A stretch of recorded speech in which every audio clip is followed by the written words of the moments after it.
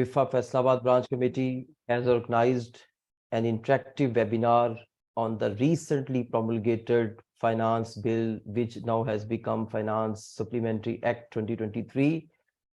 And we have today guest speaker from Lahore, very well renowned personality, Mr. Nadeem Butt, FCA, FCMA, and we will inshallah listen him today. Before starting formally, I request to PIFA to play the recitation from the Holy Quran.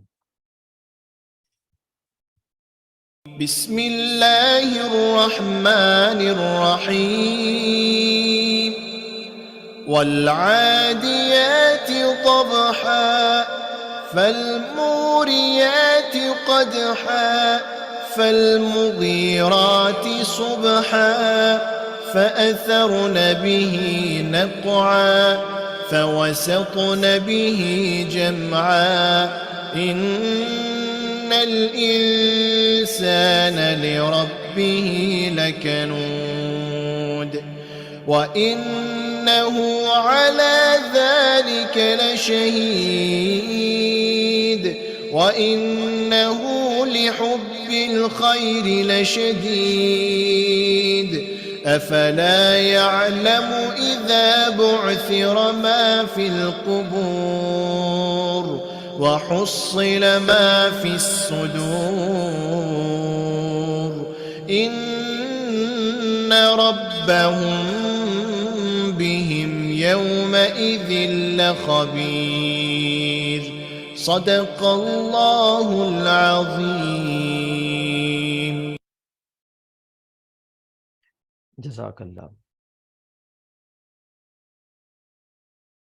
Today session on Finance Supplementary Act 2023 is being organized by PIFA Faisalabad Branch Committee, and format of this webinar is basically divided into three parts. One is the introductory, and the second is the presentation by the guest speaker, and at the end we will have a question and answer session. Without wasting much of your time, precious time, and we are already late, I introduce the guest speaker amongst the participants.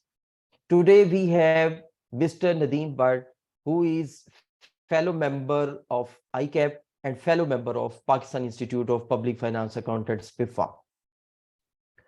He has a very rich experience of over more than 25 years in the field of taxation.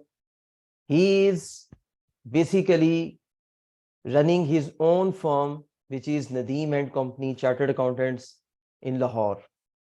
He is chairman of Lahore Tax Bar Association, LTBA Tax Academy for 2018 and 2023, and also a member of the LCCI Finance, Taxation and Sales Tax Committee from 2018 to 2023. He is also advisor to FTO Lahore region for this term and a member of the ICAP Publication Committee from 2017 to 2018. He is also NRC ICAP Practice Support Committee member from 2018 to 2020, lifetime member of the Lahore Tax Bar Association and Multan Tax Bar Association, and much more. So over to you, sir, Mr. Nadeem Butt, and I am very humble and I am very thankful to you to take time for PIFA members. Over to you, sir. Thank you very much. आप screen देखें sir, बिल्कुल view सही आ रहा है जी, आपका बहुत अच्छा view आ रहा है जी, ठीक हो गया सर। दोबारा स्क्रीन शेयर कर लीजिएगा दोबारा। Thank you. जरा चेक करें स्क्रीन शेयर हुई है? स्क्रीन नहीं शेयर हो रही, दोबारा शेयर अच्छा, कर। मैं दोबारा देखूं।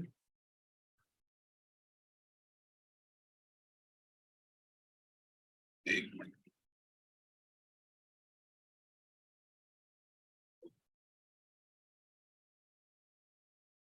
एक मिनट।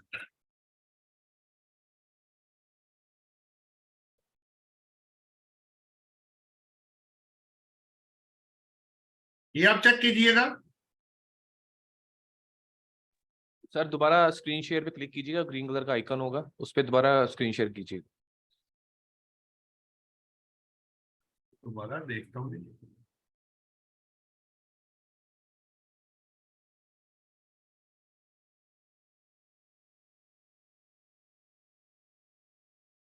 अब चेक कीजिएगा। ये सब विजिबल है, थैंक यू।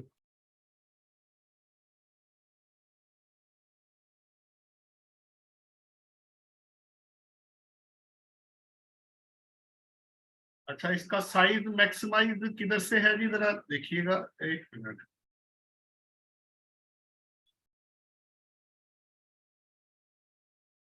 इसका साइज जरा काइंडली बता दीजिएगा, मैक्सिमाइज किधर से होगा सर ये तो 68 के साथ जो आइकन है इस पे क्लिक कीजिएगा।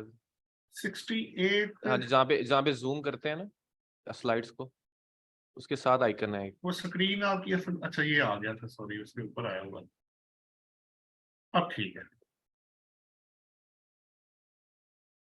अच्छा जी, इससे पहले के आगे चले हम, मैं कुछ इंफॉर्मेशन आपको देता चलूं कि हमने 400 प्लस वीडियोस जितनी भी मुख्तलिफ जगहों पे सेमिनार हमारे हुए हैं वो अपलोड किए हुए YouTube channel institute of taxation and finance के नाम पे। इसी तरह का ग्रुप हमने फेसबुक पे भी बनाया हुआ है और उसके अंदर 2018 से 23 तक की मेरी जो बुक्स है वो पूरी दुनिया के लिए हमने फ्री की हुई है और कोई भी स्टूडेंट उसे वहां से डाउनलोड कर सकता है। पहला तो ये था। ये मैंने एक चार्ट छोटा सा बनाया जी तमाम लोगों के लिए। इसको अगर कहें तो साइड पे, चले बाद में ऊपर कर लेंगे। स्लाइड फॉर्म अगर आप देखना चाहते हैं तो आप देखिए, सेल टैक्स में 1 नंबर से लेके तो 6 नंबर तक ये सेल टैक्स के अंदर थर्ड शेड्यूल आपका, सेक्शन 3 थर्ड शेड्यूल, फिर 8 शेड्यूल और 2 फिर 3 9 शेड्यूल, ये टोटल 6 जो रेट्स है वो 17% से 80, और मोबाइल पे आपको पता है वो जो $500 से ज्यादा का है उस पर 25% जो है वो सेल टैक्स जो है वो इंक्रीज कर गया है। अब इससे पहले कि मैं मजीद डिटेल आपके साथ शेयर करूं, आपको मैं एक चीज बताता चलूं कि ये जितनी भी अमेंडमेंट्स हैं एक्सेप्ट जो एसआरओ के थ्रू आई हैं, एसआरओ वाले पे भी मैं आपसे बाद में बात करूंगा। फिलहाल मैं आपको उसकी जो डेट्स दे रहा हूं वो 14 फरवरी 2023। लेकिन एफईडी की जो डेट उन्होंने आगे एक्ट में जाके डेट रिजर्व किया वो एक दिन पहले यानी 13 तारीख से उन्होंने उसको अप्लाई किया है, जो मैं आपको बाद में दिखाता भी। अब इसका मतलब है कि सबसे पहले जो डेट आई है वो सेल टैक्स जो जनरल रेट जो बढ़ा है 17 से 18%, वो 14 फरवरी 2023 से है, और जो एफईडी है वो 13 फरवरी 2023 से है। और उसके अलावा जितनी अमेंडमेंट्स जो बिल के थ्रू आई थी वो अप्रूव होके आगे जाके जो फाइनेंस एक्ट आपका सप्लीमेंट्री एक्ट बना है 2023, वो उन्होंने 23 फरवरी 2023 से अप्लाई कर दी। नंबर 1 डेट आपके सामने आ गई। अब रेट्स आपके सामने आ गए। फिर इनकम टैक्स में आगे जी जो 2 अमेंडमेंट्स इसमें लिखी गई हैं। पहला आपका जो stocks of share at fair value जो अदर देन एनसीसीएल और स्टॉक एक्सचेंज के थ्रू किया जाएगा उस पर 10% उन्होंने डाल दिया है। और प्लस जो फंक्शन एंड गैदरिंग पे पहले जो 2020 में डिलीट हो गया था, उन्होंने मिट कर दिया था उस पे फंक्शन एंड गैदरिंग पे टैक्स विद होल्डिंग, वो वापस आ गया है और 10% विद सर्टेन अमेंडमेंट्स के साथ उन्होंने इंट्रोड्यूस करवा दिया। एफईडी है जी, उसके बाद वो ज्यादा आइटम्स पे और कुछ सर्विसेज के ऊपर जो ड्यूटी जिन पे लगती है इंटरनेशनल ट्रैवलिंग, वो भी उन्होंने इनहेंस कर दी है, वो आपके सामने है। अगर आप कार्बोनेटेड ड्रिंक्स देखते हैं तो 13 से 20 है, और सिगरेट्स पे सबसे ज्यादा जी सेल टैक्स वो एफईडी जो इम्पोज किया गया है, जो कि पहले था और उसको बढ़ा के 6,500 पर 1000 अगर आप निकाल ले 6 रुपए 50 पैसे से बढ़ा के पर सिगरेट को 16,500 रुपए, डबल से भी ज्यादा इंक्रीज हो गया है। और जिन रिटेल प्राइस जिसकी 9,000 से कम है पर 1000 जो सिगरेट्स हैं आपके जो फर्स्ट शेड्यूल में रेट्स हैं वो 2050 से बढ़ा के 5,050 कर दिया गया है। और वो आप देख सकते हैं प्रैक्टिकल में कि जो सिगरेट्स हैं वो बहुत महंगे हो गए। बाकी जो सीमेंट है उसका 1.5 पर केजी था वो 2 रुपए हो गया है। और शुगरी जो फ्रूट जूसेस थे उनके ऊपर जो पहले नहीं था, अब उन्होंने उसके ऊपर स्क्वैशेस सिरप्स के ऊपर वो नील था उस पर 10% इम्पोज की है एफईडी। और last but not the least के जो आपकी बिजनेस क्लास है या फर्स्ट क्लास है, इंटरनेशनल एयर टिकट जो है वो 50,000 रुपीज था, उसको उन्होंने जो मुख्तलिफ आपके कंट्रीज हैं उसके मुताबिक 3 कैटेगरी, वो मैं आपको बाद में दिखाऊंगा, जो कि 75,000 रुपीज से लेके 2,50,000 पर टिकट जो है उन्होंने इंक्रीज कर दिया, जो कि पहले 50,000 था। अच्छा जी, अब मैं आगे चलता हूं। अब ये मैंने स्लाइड्स बनाई हुई हैं, इसके लिंक मैंने लगाए हुए हैं। तो 13 टोटल पॉइंट्स हैं जो आप देख सकते हैं, वो मैंने आपके साथ शेयर करने हैं। तो पहला फाइनेंस सप्लीमेंट्री एक्ट 2023 है जी।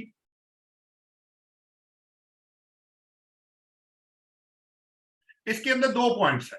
पहली बात तो यह है कि 14 फरवरी को एसआरओ की डेट है और लोगों के पास जो वो पहुंचा है, जो आगे अप्रूवल के लिए नेशनल असेंबली और आपकी जो सेनेट की है, जो सेनेटर्स हैं, वहां 15 फरवरी 2023 को, और अपीयर भी हुआ और अप्रूवल के लिए आगे गया। उसके बाद प्रेसिडेंट साहब ने आपकी जो एसेट है वो 23 को, मैंने आपको पहले बता दिया, 23 फरवरी को उन्होंने दी है। लेकिन उसमें भी बिल की जगह, बिल में 1-2 चीजें मजीद ऐड की गई हैं। एज इट इज अप्रूव नहीं हुआ, थोड़ी सी चीजें और ऐड की गई हैं, वो मैं आपको बाद में दिखाता हूँ। अब सैलिएंट फीचर्स क्या है वो मैंने वैसे आपको चार्ट फॉर्म में बता दिया। अब एसआरओ के थ्रू जो अमेंडमेंट्स है, जो सिगरेट्स पे जो इंक्रीज हुआ है, और प्लस जो जनरल सेल टैक्स है 17 से 18% हुआ है अदर देन शेड्यूल्स के, उनकी डेट वो 14 फरवरी कह रहे हैं, लेकिन सिगरेट्स पे जो मेरे मुताबिक जो एक पैरा उन्होंने ऐड किया वो आपको 13 फरवरी की डेट बता रहा है। इसके अलावा बाकी जो सारे हैं उसमें वो आपको मैंने पहले बता दिए। थर्ड शेड्यूल वाला आइटम भी इंक्रीज कर गए हैं। प्लस लोकली प्रोड्यूस जो कोल है और मोबाइल फोन्स हैं उस पर सेल टैक्स बढ़ा है। फिर एफईडी में ये डिफरेंट आइटम्स हैं, इरेटेड वाटर्स हैं 13 से 20 है। सीमेंट मैंने आपको दिखा दिया। सुगरी पे फर्स्ट टाइम जो ड्रिंक्स हैं, और इंटरनेशनल ट्रेवलिंग में भी मैंने आपको बता दिया। अब मैं चलता हूँ जी आगे। ये सबसे पहले जी कैपिटल गेन, अब थोड़ी सी डिटेल के साथ। Capital gain on disposal of securities other than through stock exchange या NCCPL national trading company Pakistan limited जो है, ये मैंने साथ आईटी लिख दिया, इसका मतलब ये इनकम टैक्स की पहली अमेंडमेंट है। सो उसी तरतीब में ये सारी चीजें आएंगी। बेसिकली सिक्योरिटीज की जितनी आप ट्रेडिंग करते थे, बिजनेस कर रहे थे स्टॉक एक्सचेंज के थ्रू और एनसीसीपीएल के थ्रू, उसमें वो 37A में कवर्ड है।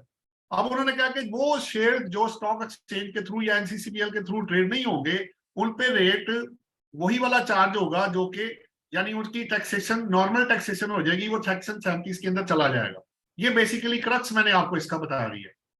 इसके अलावा अब 2 चीजें हैं कि वो अब कुछ आइटम ऐसे भी हैं जो कि ओपन एंड म्यूचुअल फंड या unlisted real estate investment trust की जो यूनिट्स ट्रेड किए जाते हैं वो अदर देन एनसीसीपीएल और स्टॉक एक्सचेंज के थ्रू हो रहे होते हैं। तो उन पे क्लैरिफिकेशन की जरूरत है कि उनका क्या बनेगा। क्या वो भी 37 में चले जाएंगे? क्या इंटेंट यही थी? क्योंकि शेयर्स की बात हो रही है, तो इंटेंट ये नहीं थी, इनको इधर रहना चाहिए, और जो अदर देन दिस है उसको जो शेयर्स है वो 37A से निकल के 37 के अंदर टैक्स होना चाहिए। नेक्स्ट है जी purchase of share in company है। अगर आप कोई बंदा आप शेयर्स खरीदेगा तो उन्होंने अदर देन पब्लिक कंपनी के शेयर्स के जो खरीदेगा तो उसके ऊपर उन्होंने कहा जी परचेजर है, बेसिकली वो 10% जो है वो उस पे परचेज के ऊपर जो fair market value of shares का वो पे करेगा, जो कि एडजस्टेबल होगा, नंबर 1। नंबर 2, इसकी रिपोर्टिंग 30 डेज के अंदर जो सेलर है वो करेगा, डिस्पोजल जब वो करेगा। बी, इसमें एग्जेम्पशन सर्टिफिकेट भी आप अप्लाई कर सकते हैं। और तीसरा इसके अंदर है कि अगर आप ऐसे नहीं करेंगे तो उसकी रिकवरी, प्रोसिक्यूशन पेनल्टी उसी तरह ही होगी जैसे आपकी डिफॉल्ट जब टैक्स में आप करते हैं, तो उस तरह आपको 161(205) या 182 या 191 की आपको डिफॉल्ट सरचार्ज और पेनल्टी लगाई जाती है। अच्छा जी, नेक्स्ट मेरे पास है जी, अब इसमें सजेशन ये है कि कोई थ्रेश होल्ड अगर वो डिफाइन करना चाहते हैं तो कोई थ्रेश होल्ड इसमें दे दें कि किस एक्स के हर अमाउंट के ऊपर अप्लाई होगा जो कि शेयर्स की परचेज की जाएगी। नेक्स्ट है जी मेरे पास कलेक्शन ऑफ, ये मैं आपको लिंक भी दिखा देता हूँ, यहां से हम शुरू हुए। पहला फाइनेंस सप्लीमेंट्री एक्ट के बारे में, सैलिएंट फीचर्स की बारी, capital gain on disposal of securities आया। दूसरा advance tax on purchase of share in a company, ये मैंने करवाया आपको। अब नेक्स्ट है जी फंक्शन एंड गैदरिंग, जो वैसे मैंने आपको पहले बता दिया था, इस पे 10% वापस आ गया। इसमें जो नई चीज है बेसिकली वो ये है कि अगर आप खाना खुद सप्लाई करते हैं या कोई और भी करता है, तो जो भी इसमें विद होल्डिंग एजेंट होगा, जो कि इसमें डिफाइन उन्होंने कर दी है कौन कौन है, वो मैं आपको दिखा देता हूँ।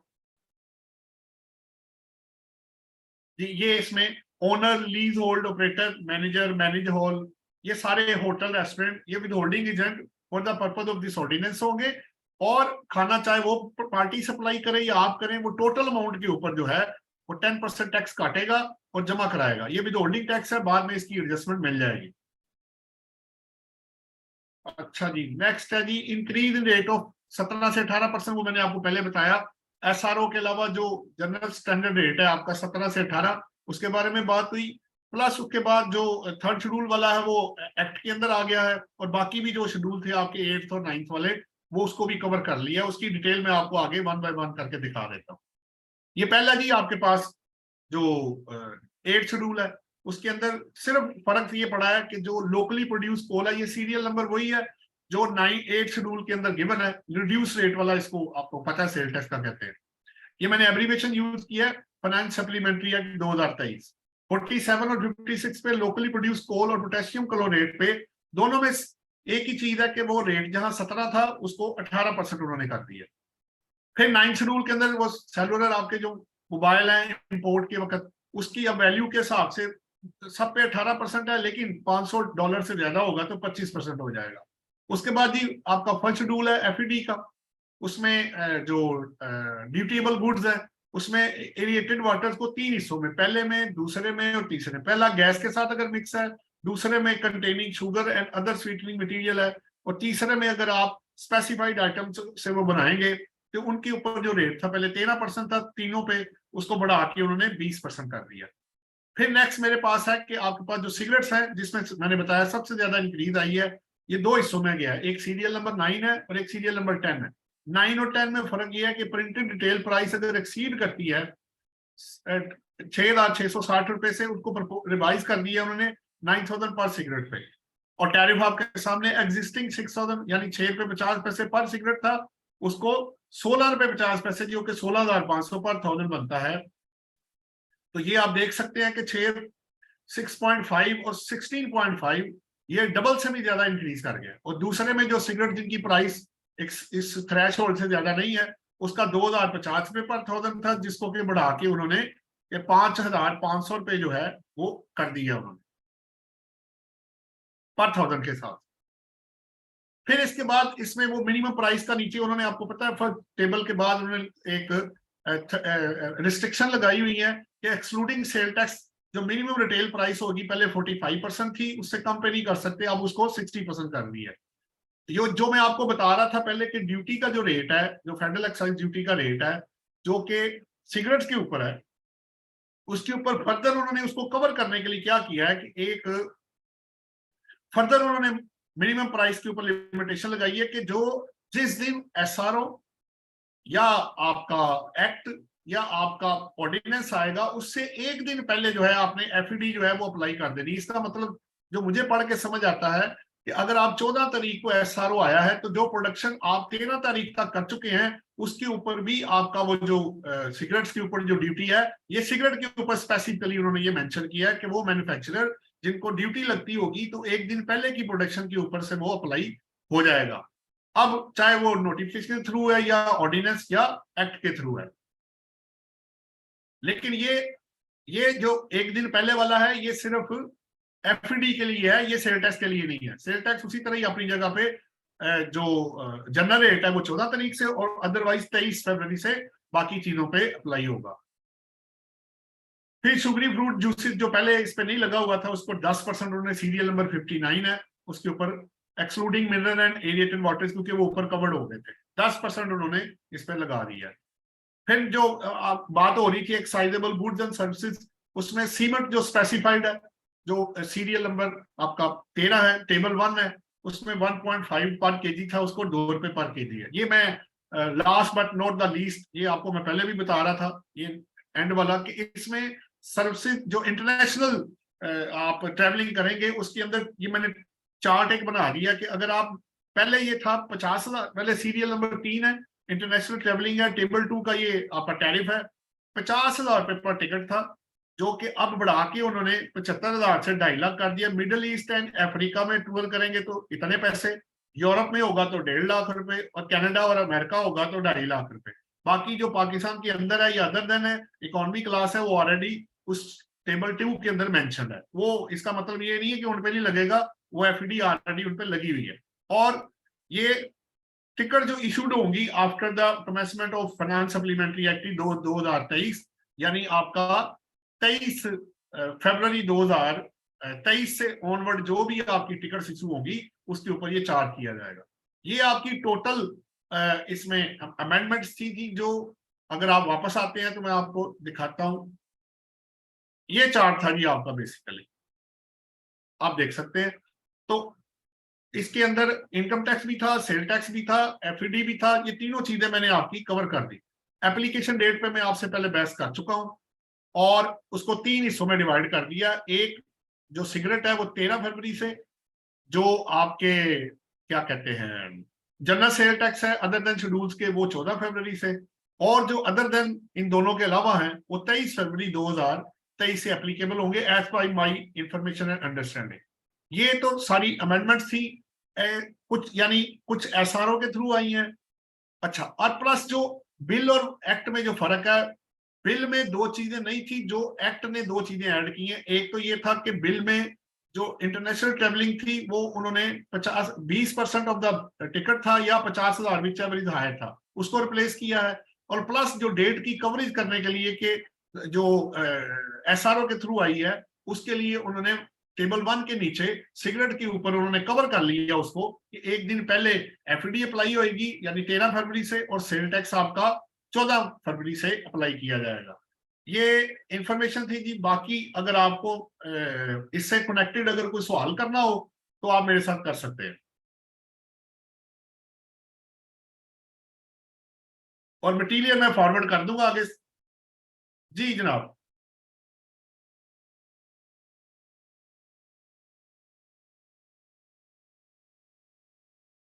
आवाज आ रही है जी?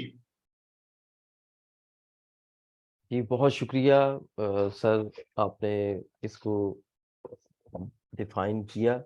मैं आपका शुक्रगुजार हूँ कि आपने इसको बड़े, मैं समझता हूँ कि एक बड़े लिमिटेड टाइम के अंदर और बड़े जामे तरीके से इसको एक्सप्लेन कर दिया है।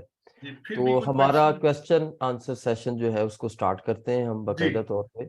और उसमें हम जो है वो हमारा तरीकाकार ये होता है कि अगर आप चैट में जाके क्वेश्चन लिखना चाहते हैं तो क्वेश्चन लिख दें, और मैं नदीम भट्ट साहब को वो पढ़ के सुना देते हैं और वो जवाब इसका दे देंगे। और अगर कोई बंदा हैंड रेज करना चाहे और अनम्यूट कर देते हैं हम उसका माइक, तो वो डायरेक्टली भी क्वेश्चन कर जी, सकता है। बिल्कुल ठीक है, बिल्कुल तो ठीक इसमें मैं सबसे पहले शुरुआत करता हूँ, एक दो मेरे भी सवालात हैं, है।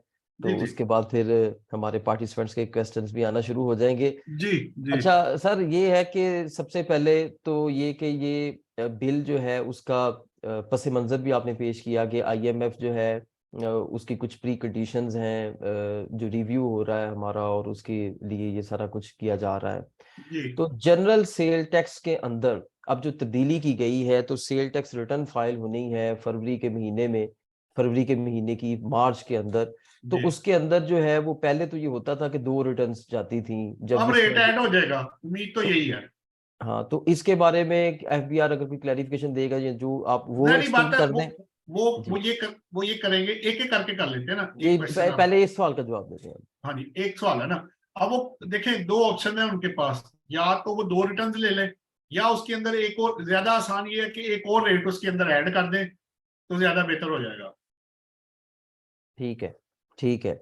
अच्छा, दूसरा मेरा जो सवाल है वो ये है कि कल president Islamic Republic of Pakistan president साहब ने इसकी असेंट दी, और कल जी शाम को एफबीआर की वेबसाइट पे भी फाइनेंस एक्ट ये बन चुका था, और यानी बाकायदा गजेटेड कॉपीज की आ गई थी। तो जी अब यहाँ पे 3rd शेड्यूल आइटम्स का और स्टैंडर्ड जो आइटम्स हैं उनके बारे में लोग बहुत ज्यादा चेमगोइयां कर रहे हैं कि उसका जो रेट था, कई लोगों ने मुझे इनवाइसेस भी दिखाई और मैंने देखी जी भी कि 3rd जी। शेड्यूल आइटम्स की भी 14 फरवरी से उन्होंने रेट नहीं चेंज नहीं कर दिए थे। नहीं इसके नहीं, ऊपर भी जब आप अपनी जब ओपिनियन का जी इजहार जी, करें। जब आप 3.1 पढ़ेंगे ना, उसके अंदर 3rd शेड्यूल आइटम्स कवर्ड नहीं है। 3rd शेड्यूल 3 के अंदर सेपरेट गिवन है इसलिए जो एसआरओ आपको दिया गया है वो जनरल रेट है, अदर देन जो आपके शेड्यूल्स के अंदर स्पेसिफाइड है। जो शेड्यूल वाले हैं वो आपके 23 फरवरी से अप्लाई होंगे।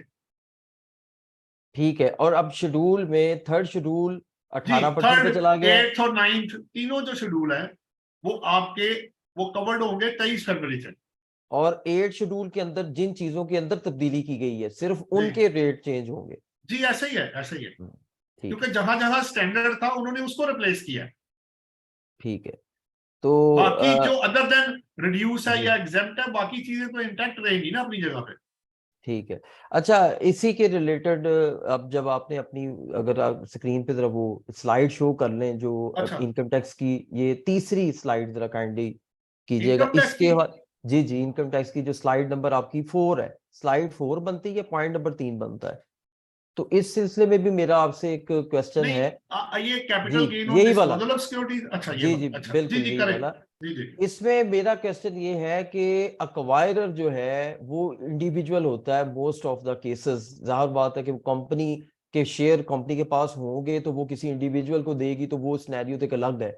ज्यादातर कंपनीज के अंदर जो है वो इंडिविजुअल ही इंडिविजुअल को शेयर ट्रांसफर करेगा। उस सूरत में अब जो अक्वायरर है वो तो इंडिविजुअल है, तो उसको as a withholding agent पहले रजिस्टर होना पड़ेगा, फिर ही वो ये टैक्स काट सकता है। तो नहीं इसमें देखें, कंपनी को उन्होंने क्यों नहीं बनाया विद होल्डिंग एजेंट? नहीं नहीं देखें, मसला ये है, आप अगर इसकी वर्डिंग देखें, अब दूसरे पैरे में क्या लिखा है कि इस एक्ट ने disposal of security executed through other than obviously जो स्टॉक एक्सचेंज है उसके थ्रू होगा। ठीक है, अच्छा एक, अगर विद होल्डिंग टैक्स की बात करनी तो मेरा ख्याल है आप फिर इसकी बात कर रहे हैं, परचेज ऑफ शेयर की, आप 4 नंबर की बात कर रहे हैं। हेलो, जी जी आप जी, चार इसी की, नंबर आप इसी की, इसकी बात, मैंने स्लाइड बिल्कुल। दूसरी खोली हुई थी, हाँ जी, इसमें हाँ जी, देखिए इसी वर्ड की। जो है ना, वर्ड जी देखिए, जी। Consideration paid for the acquisition of share in a company. हम्म, ठीक है, अदर देन पहले सिक्योरिटीज निकाल दिया उन्होंने। ये बेसिकली जिन लोगों को ऊपर उन्होंने कवर किया है कि आपने 37 में जाना है, उन्हीं लोगों को उन्होंने इधर भी डाल दिया है कि आप लोग 10% जो टैक्स होगा। ठीक है, where should be the whole tax. अब मसला ये है कि इसमें कहीं ये नहीं, देखें शेयर ये कुछ जरूरी नहीं है कि सिर्फ इंडिविजुअल ही ले सकता है, शेयर कोई भी बंदा ले सकता है। Acquisition of share unless exemption या अदरवाइज कोई चीज ग्रांटेड ना हो, advance tax on purchase of share जो है इन ए कंपनी, वो कंपनी भी ले सकती है, वो इंडिविजुअल ले सकता है, वो एओपी ले सकता है, वो कोई भी ले सकता है, उसमें कोई लिमिटेशन नहीं है। इसलिए आप इस चीज से बाहर निकल जाएं कि उन्होंने वर्ड जो यूज किया है ना, जो बायर है ना बेसिकली, हाँ उसने जी, बायर वर्ड यूज कर दिया। हाँ जी, इसमें कहीं कोई इंडिविजुअल कंपनी या एओपी की आपस में सेग्रीगेशन नहीं की गई है। नहीं की तो गई। इट मींस के, जैसे अगर आपको मैं एक और मिसाल दे देता हूँ, आसान कर देता हूँ आपको, आप 149 सेक्शन पढ़ेंगे ना, वहां जी वर्ड है कि एवरी इंप्लॉयर या person who is paying the salary है। अब चाहे आप इंडिविजुअल हैं, कंपनी है या एओपी है, आपको विद होल्डिंग टैक्स इधर भी काटना है उधर भी काटना है। ठीक हो गया, जी, ठीक है। यानी ये इक्वलेंट टू दी 149 है, ये उसी तरह है, जिस जिस तरह उसकी प्रोविजन है उसी तरह इसकी प्रोविजन है। ठीक है। अच्छा, क्वेश्चन लेते हैं पार्टिसिपेंट से। तो एक अगर, मिनट दे देंगे, अजान जी खत्म हो जाए, जी, बिल्कुल बिल्कुल, 1 मिनट 1 मिनट का सिर्फ वक्फा ब्रेक कर है लें। और असल अजान।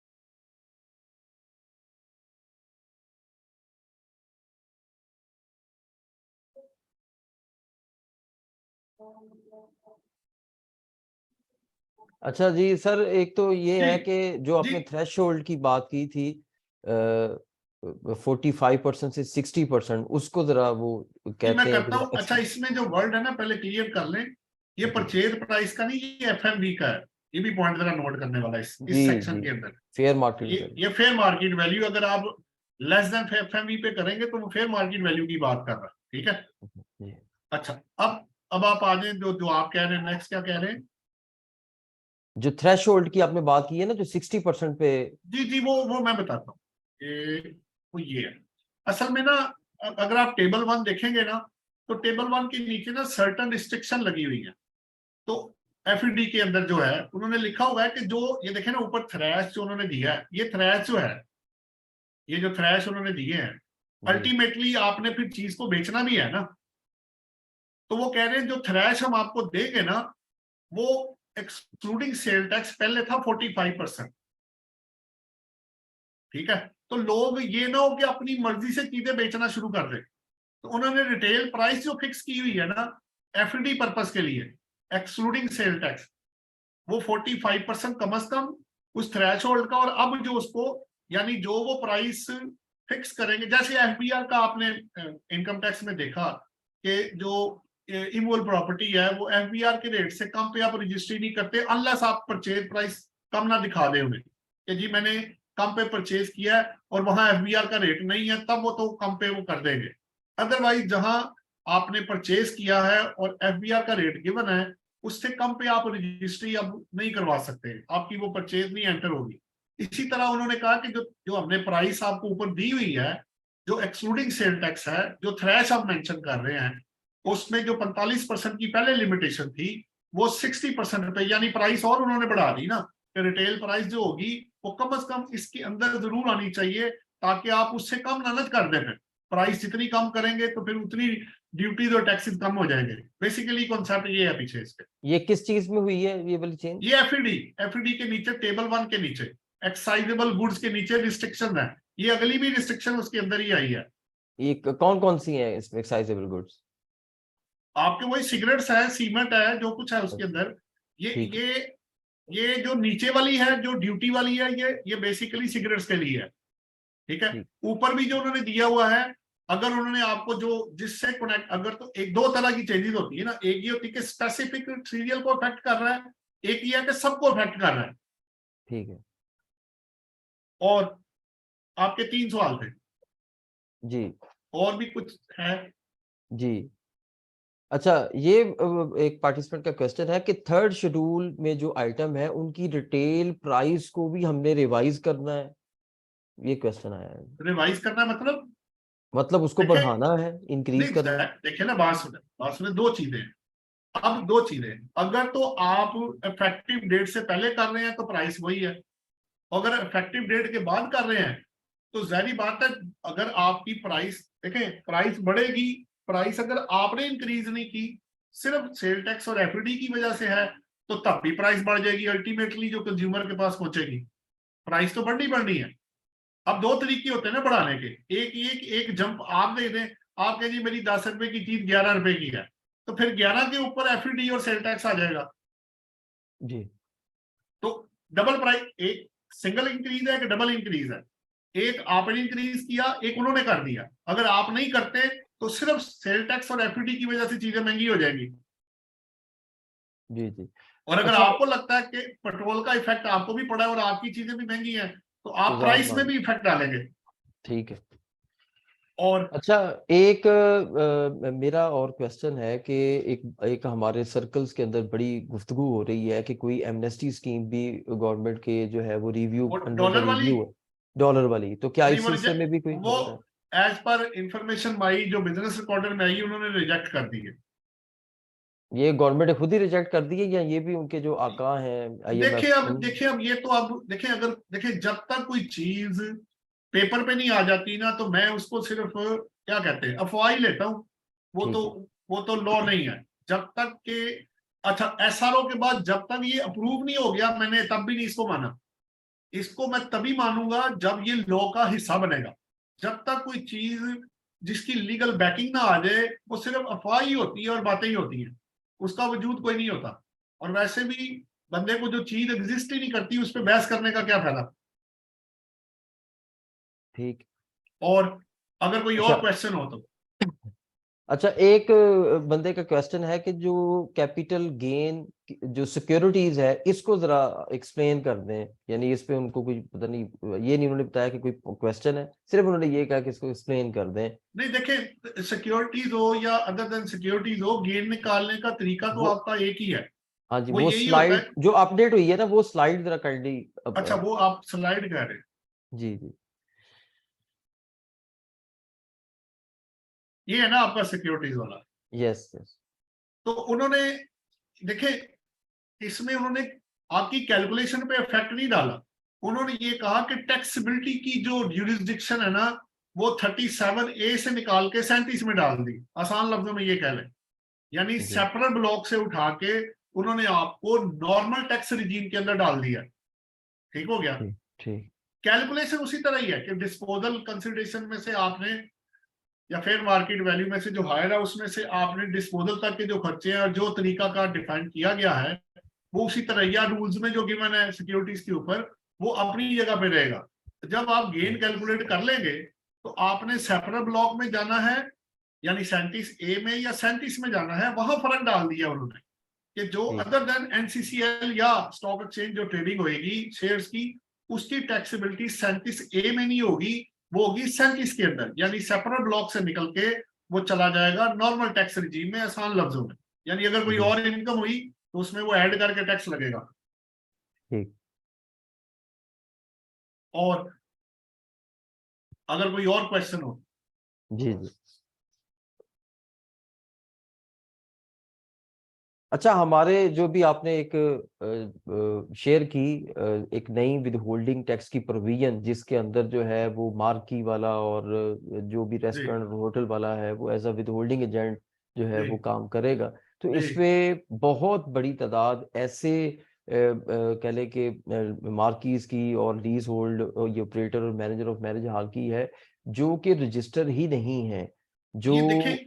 जी, अच्छा कर लें, आप सवाल कर लें। तो मेरा क्वेश्चन ये है कि अगर गवर्नमेंट ने चूंकि ये विदहोल्डिंग का मेजर इंट्रोड्यूस करवाया है और इससे वो कोई रेवेन्यू कलेक्शन करना चाहते हैं, क्योंकि सारे का सारा finance supplementary act 2023 revenue measures के ऊपर ही जी जो है वो जी बनाया जी, गया है, ऐसे तो ही है, ऐसे ही। इसको as a revenue collection measure के तौर पे वो कैसे इस्तेमाल कर सकते हैं, जबकि वो मैं बताता बहुत हूँ, बड़ी तादाद जो है वो वो मैं जी बताता हूँ। जी देखें, आपने आधा सवाल आधा जवाब तो आपने खुद ही अपने सवाल के अंदर दे दिया।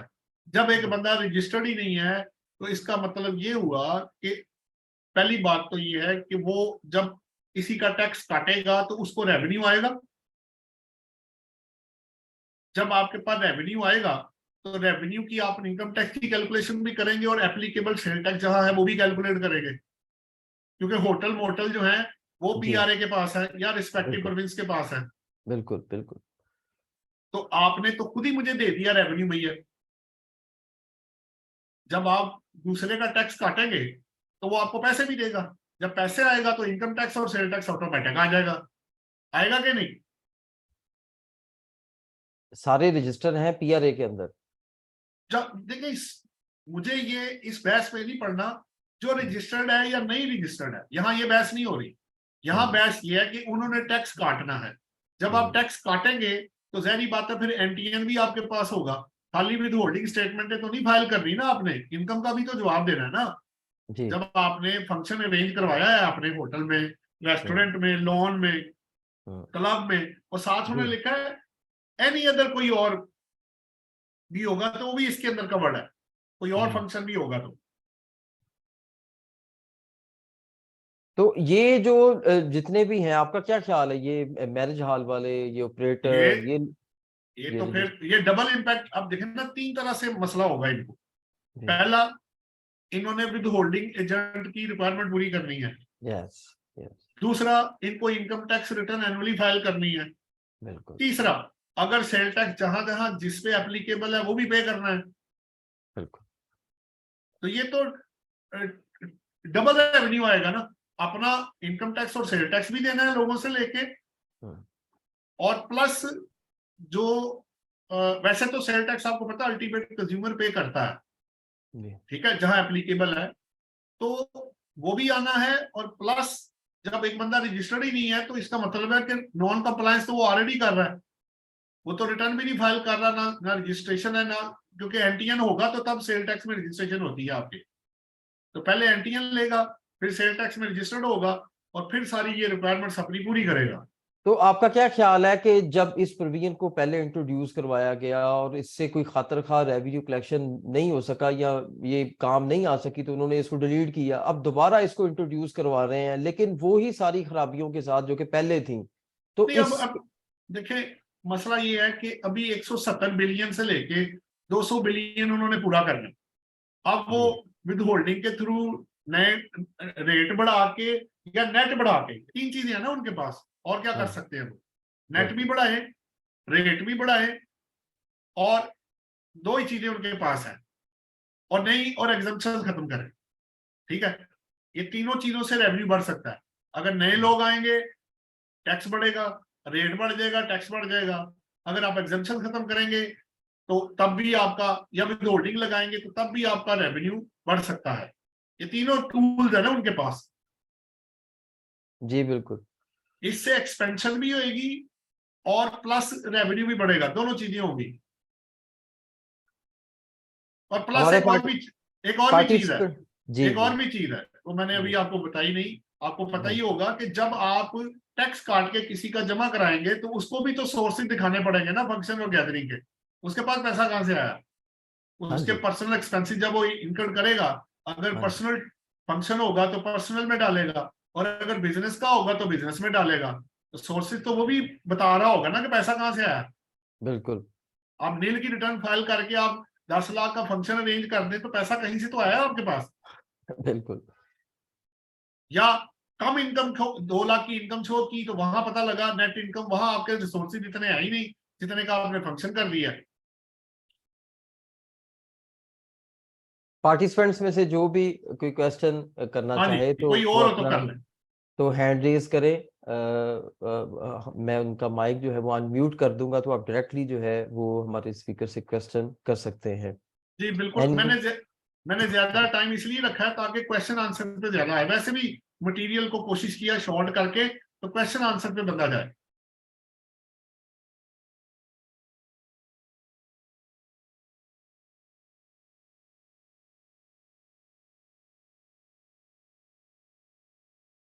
अच्छा, सप्लीमेंट्री जो बिल्स हैं, ये एक पार्टिसिपेंट का क्वेश्चन है कि गवर्नमेंट कितने कर सकती है एक साल के अंदर, क्या कोई ऐसी कॉन्स्टिट्यूशनल नहीं, प्रोविजन होगी? लिमिटेशन तो मेरे नॉलेज में तो नहीं है। पीछे 2 2 3 3 तो आ चुके हैं, थर्ड तक तो हमने भी किया है।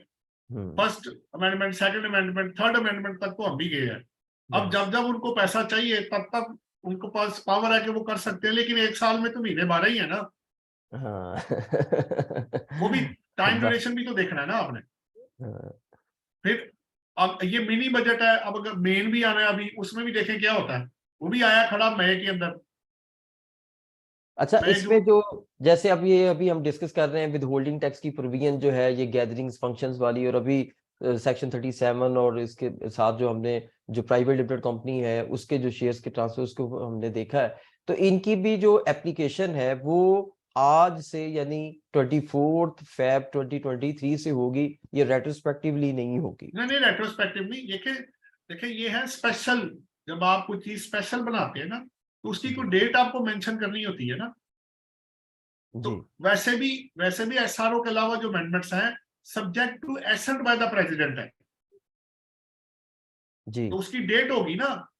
बिल्कुल। जब आप सब्सटेंटिव लॉ में अमेंडमेंट करते हैं, रेट्स को चेंज करते हैं, ऑल्दो का रेट्रोस्पेक्टिव भी हो सकता है, लेकिन जनरली क्या प्रैक्टिस होती है कि वो स्पेसिफाइड डेट से ऑनवर्ड होते हैं। हमारे साथ जो है वो प्रोफेशनल टैक्स फोरम के प्रेसिडेंट फैसलाबाद में इमरान मनीर साहब जो हैं वो मौजूद हैं। मैं उन्हें कहूँगा कि अगर वो अपनी वीडियो भी ज़रा कर लें तो ज़्यादा अच्छा है। तो इन्हें मैं पहले तो ये फैसलाबाद में हमारे जो सीपीडी है पिफा फैसलाबाद ब्रांच कमेटी, उसके सीपीडी के कन्वीनियर भी हैं। जी तो इनसे गुजारिश है कि एक तो अपने जज्बात का इजहार करें, कमेंट्स करें, और क्वेश्चन है तो वो भी नदीम भट्ट साहब से आप पूछ सकते हैं। जी। अस्सलाम वालेकुम व्हाट्सएप। वालेकुम अस्सलाम। क्या हाल है सर, ठीक ठाक है? बहुत अल्लाह का शुक्र है जी। अच्छा सर, अमेंडमेंट तो खैर छोटी थी, अब मुख्तसर मैंने रस्ते में सुन ली थी, मैं जरा बाहर था तो मैं रस्ते में सुनता आ रहा था, अभी मैं जूम पे ज्वाइन इन किया है। इसमें सर एक कंफ्यूजन है सारे पार्टिसिपेंट की भी, और कल हमने टैक्स बार में भी इस पे वेबिनार एक सेमिनार किया है छोटा सा, तो उसमें भी लोगों के क्वेश्चन थे थर्ड शेड्यूल आइटम के हवाले से। कि थर्ड शेड्यूल आइटम पे उन्होंने अथॉरिटी तो दे दी है गवर्नमेंट को कि आप उसका रेट भी 17 से 18 कर दें, लेकिन किया नहीं है। इस एम्बिग्यूटी को तो थोड़ा क्लियर करिए जरा। नहीं, देखिए, जब एसआरओ आया था तो 3 सबसेक्शन 1 के अंदर उन्होंने प्रपोज किया था कि रेट एसआरओ ने तो कर दिया ना उस डेट से अप्लाई, लेकिन जब आप पूरा सेक्शन पढ़ेंगे 3, तो 3rd, 8th और 9th की अमेंडमेंट की पावर ना सेपरेट से अवेलेबल है, जिसकी वजह से उस डेट पे वो जो आपका 3rd शेड्यूल आइटम थे वो 14 फरवरी से कवर नहीं किए गए। वो लेटर ऑन अभी जब अप्रूवल हुई है तो उसके अंदर उन्होंने उसको 3rd शेड्यूल को भी उन्होंने कवर कर लिया है कि उसको भी जहां जहां, जाहिर बात है क्योंकि वहां आइटम ही ज्यादा 17% वाले हैं, वहां तो रिड्यूस वाला है ही नहीं। रिड्यूस वाला होता तो आपको 8th और 9th शेड्यूल में देता, या एग्जाम या 0 रेटेड होता तो 5th और 6th के अंदर वो जाता एग्जाम 6 में। यहाँ तो बात हो रही है अच्छा अब क्या सारे, एक और भी चीज है क्या, एक जनरल जो रेट है, अगर आइटम्स आपके रिड्यूस वाले और 3rd वाले वो कवर हो गए तो उनके अलावा जितने बचेंगे वो वाकई वो तो फिर आपके 14 से ही आएंगे ना आपके पास। इसलिए इसको इंटरमिंगल ना करें। पहले उन्होंने जनरल सेल टैक्स दिया विदाउट शेड्यूल्स के, उसके बाद उन्होंने अप्रूवल लेके, देखे ना, उन्होंने कहा था हमें 115 बिलियन पहले चाहिए, इमीडिएटली 170 में से 115 माइनस किया उन्होंने, बाकी आपका 55 वो उन्होंने बाद में एसेंट ऑफ द प्रेसिडेंट लेके बाकी 55 उन्होंने वहां से पूरा किया, और अब मजीद और बढ़ गया है।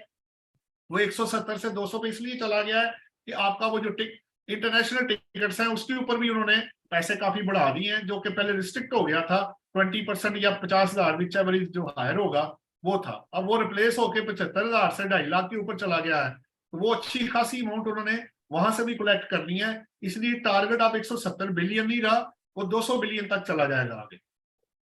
जी, हमारे साथ एक और पार्टिसिपेंट है इमरान साहब, कोई और क्वेश्चन आप करना चाहें? सर एक छोटी सी चीज और, वैसे तो ये क्लियर है लेकिन कुछ लोग क्योंकि इस पे कंसर्न हो जाते हैं ना, जो एसआरओ आया उसमें इन्होंने 3(1) में सिर्फ रेट की अमेंडमेंट डाली, लेकिन अगले दिन जब एक्ट आ गया तो उसमें इन्होंने कहा एनीवेयर स्टेटेड, तो इसको थोड़ा सा क्लियर कर देंगे, वो जो एक दिन पहले एसआरओ था उसका कोई इम्पैक्ट तो नहीं आएगा? नहीं, दो चीजें मुख्तलिफ है ना इमरान साहब। पहली बात तो ये है कि एसआरओ जो है, एसआरओ में भी 2 चीजें मैं आपको बताता चलूं। पहले आपके सवाल का जवाब, जनरली उसमें डेट होनी चाहिए थी, अगर नहीं है तो आप, उन्होंने पता क्या किया, टेबल 1 के अंदर ना एफईडी का जो सिगरेट्स के ऊपर चेंज किया ना, वो उन्होंने बड़ी खूबसूरती से टेबल 1 के नीचे लिमिटेशन लगा के ना, कि जिस दिन हम एसआरओ इशू करेंगे, एक्ट आएगा या फाइनेंस ऑर्डिनेंस, आप वो जो ऑर्डिनेंस प्रेसिडेंट ऑर्डिनेंस पास करेंगे, उससे एक दिन पहले जो होगा वो एफईडी अप्लाई हो जाएगा। आप 14 कह रहे हैं, वो 13 से अप्लाई कर दिया उन्होंने। उसको जरा देखें, वहां उन्होंने टेबल 1 के नीचे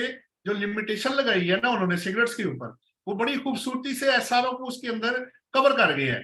अब रही बात जीएसटी की, चूंकि वो असल में होता क्या है कि एफईडी प्रोडक्शन बेस्ड है, वो 13 को जो प्रोडक्शन हुई है उसकी सप्लाई तो 14 को होगी ना, तो वो उन्होंने इसलिए बैक डेट पे चलेगी। जबकि sale tax value of supply और इंपोर्ट के ऊपर है, जिस दिन आप इंपोर्ट और सप्लाई करेंगे उस दिन अप्लाई होगा। वो डेफिनेशन भी आपको पता है, टाइम ऑफ सप्लाई भी चेंज हो गया हुआ है, एडवांस बेसिस खत्म हो गया हुआ है। तो जो सेल टैक्स आपका है वो आपका अप्लाई हो रहा है टाइम ऑफ सप्लाई पे, इसलिए वो 14 से एप्लीकेबल है। अब तीन डेट्स आपके पास आ रही है, एफईडी सिगरेट्स के ऊपर 13 फरवरी से, और जीएसटी स्टैंडर्ड 14 फरवरी से, और अदर देन दीज 2 बाकी सारी अमेंडमेंट आपकी 23 फरवरी से आपकी अप्लाई की जा रही है। ये बेसिकली 23 से या 24 से?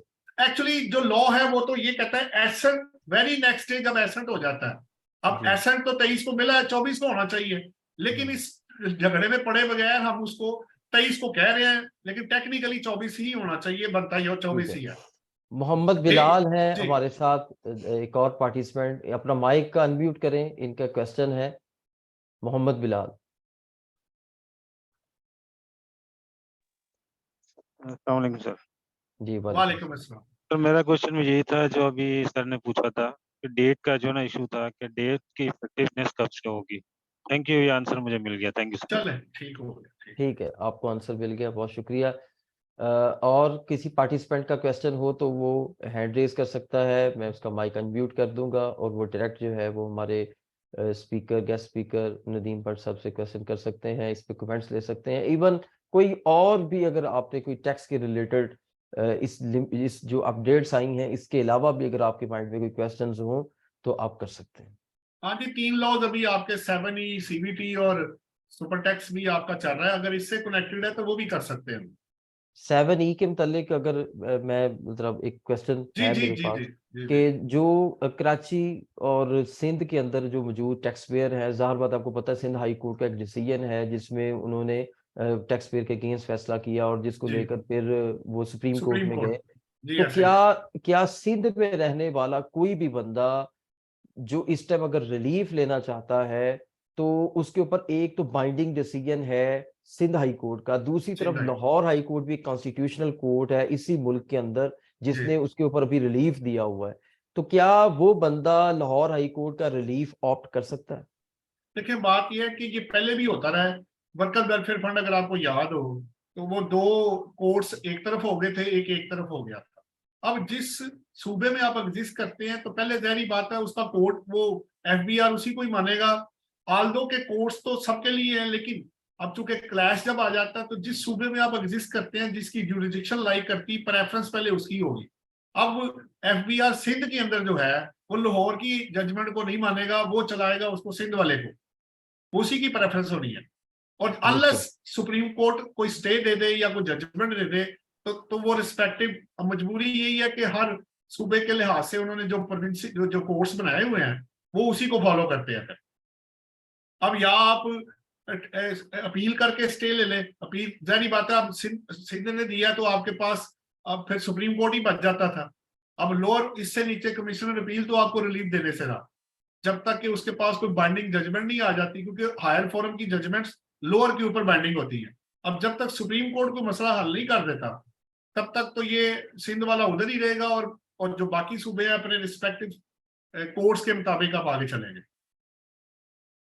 और 4C में जैसे सुप्रीम कोर्ट ने एक डिसीजन दिया और जिसमें डिस्क्रिमिनेशन जो 10% से 4% पे वो तो कर दी जो रेट के अंदर थी, लेकिन जो उनकी दूसरी डिस्क्रिमिनेशन थी कि सुपर टैक्स ही डिस्क्रिमिनेटरी टैक्स है, इसको सुप्रीम कोर्ट ने नहीं माना। तो इसके ऊपर आपकी क्या तबसरा है? देखिए, अब बात ये हो रही है कि पहली बात तो ये है कि जो सिंध हाई कोर्ट ने जजमेंट दी थी कि 2022 पे जो पास्ट एंड क्लोज ट्रांजैक्शन पे ये नहीं लगना चाहिए। अब इनकी अपनी भी जजमेंट्स है कोर्ट्स की और सुप्रीम कोर्ट तक ये हेल्ड हुआ है कि पास्ट एंड क्लोज ट्रांजैक्शन को ये नहीं लगना चाहिए। अब वो जजमेंट जब आप बड़ा क्लोजली उसको जब आप पढ़ेंगे तो उसके अंदर ऐसी पास्ट एंड क्लोज ट्रांजैक्शन का जिक्र ही कोई नहीं है। अब मुझे नहीं पता कि जब ये किसी ने रेफरेंस जब फाइल किया है, जब वो कोर्ट में गया है, तो क्या उनके जो ग्राउंड्स उन्होंने बनाए थे उसके अंदर ये पास्ट एंड क्लोज ट्रांजैक्शन का कोई जिक्र था कि नहीं, क्योंकि इसमें तो रेट की बात हो रही है कि जी हम उस क्लास में नहीं आते। मेरा हाल है वो शेल पाकिस्तान या टोटल पार्को दोनों में से किसी एक का है जिसको वो लगा है, और वो उसने क्लेम किया जी 10 नहीं हम 4 में आते हैं, ये डिस्क्रिमिनेटरी करके वो 4 पे चला गया। जब 4 पे गया तो उन्होंने कहा लाओ भी 4 तो जमा कराओ फिर। अब सवाल ये है कि अभी तक ये बात नहीं किसी ने छेड़ी कि वो पास्ट एंड क्लोज ट्रांजैक्शन जिस बेस पे सिंध हाई कोर्ट ने रिलायंस प्लेस किया था मुख्तलिफ जजमेंट्स पे, उस पर सुप्रीम कोर्ट ने कमेंट भी किया। उसने ये तो कह दिया 10 की जगह 4, लेकिन ये लगना ही नहीं चाहिए था। ये देखे ना, कोर्ट भी मजबूर होता है कि जो एपलेंट जो ग्राउंड्स ऑफ अपील रेफरेंस के तौर पे लेकर आएगा वो उन्हीं पे सिर्फ बात करते हैं, उसके अलावा का कोई ताल्लुक नहीं होता उनके साथ। जब तक वो पॉइंट अंदर रेज नहीं होता कि 22 के ऊपर लगना है कि नहीं लगना, जबकि स्पेसिफिकली वो पास्ट एंड क्लोज ट्रांजैक्शन है। देखिए तीनों लॉज 4C, 7E और आपका जो CBT है, ये तीनों ही 1 जुलाई 2022 से आए हैं और एप्लीकेबल आपने पिछले साल पे कर दी है। मुझे लगाने पे कोई इतराज नहीं है, मैं हमेशा दोनों साइड देख रहा होता हूँ, मुझे लगने पे एतराज नहीं है, बट इस चीज पे ऑब्जेक्शन है कि इसका तरीकाकार जो आपने अडॉप्ट किया है वो ठीक नहीं है। अभी तीनों देखे कोर्ट्स में पड़े हुए हैं, चाहे वो पहले हाई कोर्ट में था, अब सुप्रीम कोर्ट में पड़ा हुआ है। ठीक है, अब सुप्रीम कोर्ट में क्या होता है, फिर रिव्यू पिटीशन में भी बाकी है प्रेसिडेंट के पास, अभी वो भी एक स्टेज बाकी है। ठीक है, अभी अब देखते हैं कि ये फिर ऊंट किस करवट बैठता है कि ये पास्ट एंड जी इसमें एक और क्वेश्चन है जिस पे मैं चाहूंगा कि आप अपनी कीमती राय का इजहार करें कि 7E एक अगर हम देखें तो जो सेक्शंस हैं जिसमें इसको इंट्रोड्यूस करवाया गया है, तो आप क्या समझते हैं कि ये जो सेक्शन है इसमें दो, मैंने जो फील किया है, दो इसके अंदर लूप होल्स हैं। अगर तो इन्होंने इसको आगे कंटिन्यू करना है तो इसको ठीक करना होगा नेक्स्ट बजट के अंदर। एक तो ये है कि अगर कोई बंदा लेट्स सपोज इस पे टैक्स दे देता है, पे कर देता है, और 1% वो पे कर देता है 7E का डीम्ड इनकम, उसको अपनी वेल्थ स्टेटमेंट के अंदर जो क्रेडिट लेना है एज अ टैक्स को, जब वो रिवर्स करके इम्प्यूटेबल रिवर्स करके लेगा, क्योंकि सेक्शन खामोश है इसके ऊपर। इस पे आपका तबसरा चाहूंगा। पहले तो आप इस पे अपना तबसरा दे दें, फिर मैं अगला क्वेश्चन करूंगा। देखिए अभी पता क्या, ये काफी बहस हमारी यहाँ हुई है, तो काफी सेमिनार और डिस्कशन वगैरह होती है, लेकिन बात ये हो रही है, जब इस पे हमने डिस्कशन की, सेमिनार भी किए इसके ऊपर, बल्कि फैसलाबाद में भी हुआ था, आपके पिफा ने भी करवाया था, सबने मिलके जब करवाया था, तो ICMAP और फैसलाबाद यूनिवर्सिटी ने मिलके करवाया था। हाँ जी, मिलके करवाया। अब देखें, दो चीजें बड़ी इंपॉर्टेंट है। पहली बात तो ये है कि ये एक डीम्ड इनकम पे टैक्स है, पहली बात हुई। अब आधे लोग ये कहते हैं कि जी इसकी इनकम को इनकॉर्पोरेट होना चाहिए, और आधे लोग ये कहते हैं कि इसको नहीं होना चाहिए। अब कुछ पॉइंट इसकी फेवर में है, कुछ अगेंस्ट है, वो मैं आपको बता देता हूं, क्योंकि वो फिर, अब मैं उनमें से जो मैं ये कहता हूं कि ये आप इनकॉर्पोरेट नहीं कर सकते, उसकी वजह मैं आपको बताता हूं, फिर इसकी फेवर वाले भी 2-3 पॉइंट्स करके क्लोज हो जाएगा। देखें, पहली बात तो ये है, आपने, अगर मैं मान लूं आपकी बात के, आपने फर्ज करें आपने 3 करोड़ के ऊपर 1% दे दिया, अज्यूम कर लेते, ठीक है ना, आपने अपनी डीम्ड इनकम बनाई 3 करोड़ पे, उस पे आपने 1% टैक्स दे दिया, 3 लाख रुपए बनेगा, क्योंकि सीधा है। जी जी, 1% के साथ। अच्छा, 1% आपने दे दिया। अगर मैं आपको ये परमिशन दे दूं कि आप 3 करोड़ पे इनकॉर्पोरेट कर लें, तो आप डेबिट में करेंगे आप कैश या बैंक, ठीक है, वो आपके पास आया नहीं, रिसीवेबल आप कर नहीं सकते, पैसे कहीं से आने नहीं, खत्म होगी बात। अब क्रेडिट तो चले, अगर आपने इनकम को कर ली लिया, डीम्ड इनकम को अगर आप कर लेते हैं, तो डेबिट आप किसको करेंगे?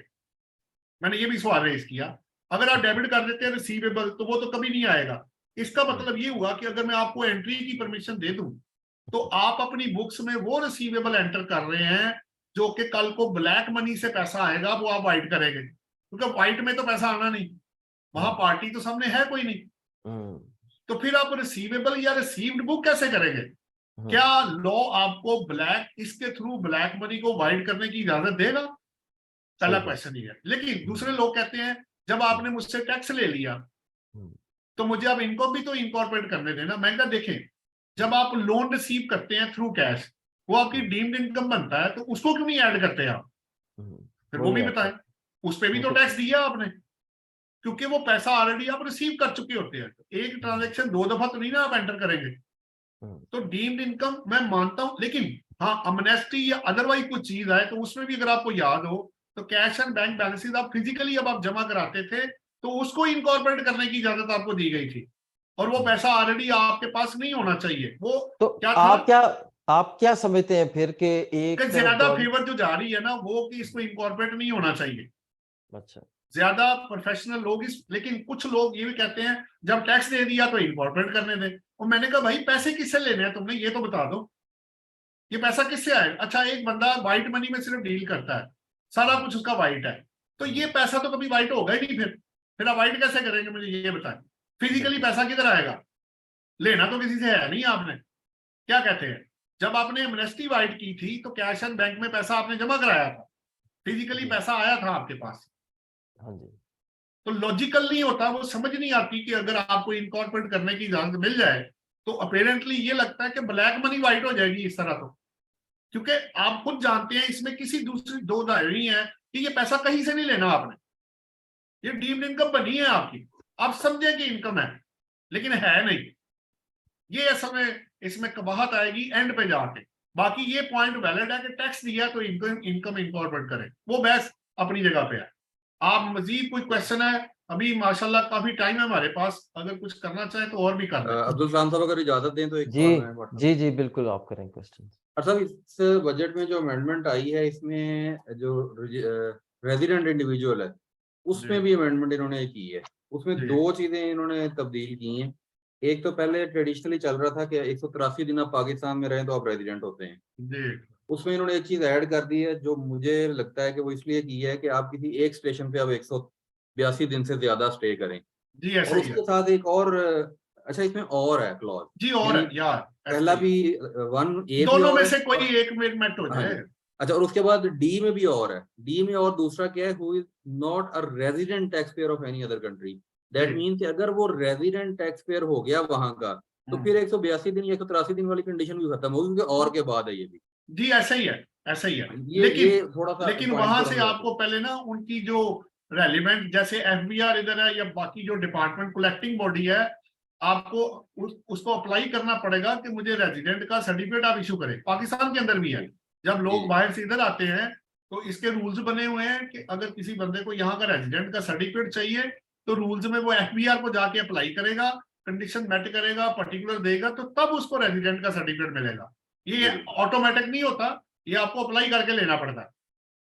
अच्छा और अब वो हर इसमें बंदे, अगर ये और वो जी जी टेम्परेरी बंदे को देते नहीं है, ये भी मैं आपको जी बताता चलूं। हाँ जी ठीक जी है ना? दूसरा सर मैं इसमें एडिशन ये करना चाह रहा था कि अब अगर ये बंदा नॉन रेजिडेंट हो गया इस बुनियाद पे, रहता वो ज्यादा पाकिस्तान में लेकिन वो वहां पे रेजिडेंट टैक्स पेयर है क्योंकि वो वहाँ 2 महीने 4 महीने 6 महीने अपने गुजारता है, बिजनेस भी कर रहा है, रिटर्न भी दे रहा है और रेजिडेंट टैक्स पेयर की रिटर्न भी दे रहा है। तो इस पे तो फिर 7 ईयर सीवीटी से इसकी तो जान छूट गई, ये तो निकल जाएगा इसमें। हाँ जी, अगर अगर आपका लीगल स्टेटस जो है वो ईयर एंड पे अगर आप नॉन रेजिडेंट बन जाते हैं तो जो फिर बेनिफिट एक नॉन रेजिडेंट को मिल सकते हैं, जाहिर बात है वो आप ले सकते हैं। जाहिर बात है सीबीटी आपको पता है वो रेजिडेंट के लिए है, और जो जी जी जो 7 ई भी रेजिडेंट। आपका 7 भी रेजिडेंट है, और जो आपका सुपर टैक्स है वहां एनी पर्सन वर्ल्ड है। ठीक है, वो एक अलग बहस है, उस पर बाद में हम बात कर लेते हैं, लेकिन ये पॉइंट जो आपका उसमें बिल्कुल आएगा ठीक फिर है। जो इनकम में आएगा वही आएगा। लेकिन इसका एक और मतलब भी निकलता है जो अभी शेयर नहीं हम कर रहे। इसका मतलब ये है कि कोई बंदा अगर वैसे ही सैर सूर करने मुस्लिम मुल्कों में चला जाता है तो उसको उसको इस बेस पे कि वो 4 के 5 मुल्कों में फिर आया है और वो ज्यादा देर बाहर रहा है, उसको पाकिस्तान की रेजिडेंसी से बाहर नहीं निकालेंगे, वो इधर ही रहेगा। जी जी वो ये जो 182 वाली कंडीशन है ना सर ये जी उन्हीं जी लोगों जी, के लिए इसलिए बेसिकली इसलिए डाली है, इसलिए डाली है। अच्छा सर पिछली जो आप बात कर रहे थे ना उस पे एक मुझे केस भूल गया, केस लॉ एक था कि आप कोई भी कानून जिस फाइनेंशियल ईयर में बनाते हैं ना वो उसका उस साल पे आप अप्लाई कर देंगे। तो इन्होंने फाइनेंस बिल में ये चालाकी तो नहीं की कि इन्होंने 30 जून से पहले उसको असेंबली से पास करवा के कानून बना दिया है ताकि हम ये इसको रेट्रोस्पेक्टिव लगा सके 7E को और सीबीटी को। नहीं नहीं, देखिए आपकी इस पे बात क्या यह राय है है? कि जो ये तीनों जो आपके लॉज आए हैं वो तो फाइनेंस क्या कहते हैं, बजट के थ्रू आए ना आपके, बजट वो सप्लीमेंट्री के थ्रू तो नहीं आए। उनकी डेट, क्योंकि मैंने इस पे काफी डिटेल, क्योंकि ये 100+ अमेंडमेंट्स थी इनकम टैक्स लॉ के अंदर, तो लाहौर, फैसलाबाद और मुल्तान में सेमिनार हमने किए थे, इसलिए कुछ चीजें अभी तक मुझे जुबानी याद है कि ये सप्लीमेंट्री बिल के थ्रू नहीं आया, ये एक्ट के थ्रू नहीं आया, ये फाइनेंस बिल और जो एक्ट आपका बना था वो उसके थ्रू आया था। वो तीनों ही बैक डेट पे उन्होंने अप्लाई किए, लेकिन उसकी वजह फिर वही थी, आईएमएफ का प्रेशर था। अभी जो आपके कोर्ट्स जजमेंट्स वगैरह जो भी हेल्ड हो रही हैं, अब उन पे भी प्रेशर है कि वो कैसे एकदम से आपको फैसला आपकी फेवर में कर दे। तो ये जी जी जाहिर बात है, अब आपका मुल्क मकरूज भी है ना, हम सारे मकरूज हैं, मुल्क क्या हमारा सबका है। तो अब कुछ फिर पैसे देने वाले की टर्म्स एंड कंडीशंस को एक्सेप्ट किया जाता है। बहरहाल नेक्स्ट कोई और क्वेश्चन है तो आप जरूर करें। ये क्वेश्चन आंसर से चीजें ज्यादा क्लियर होगी बनिस्बत ये कि मैं खाली पढ़ता ही जाऊं।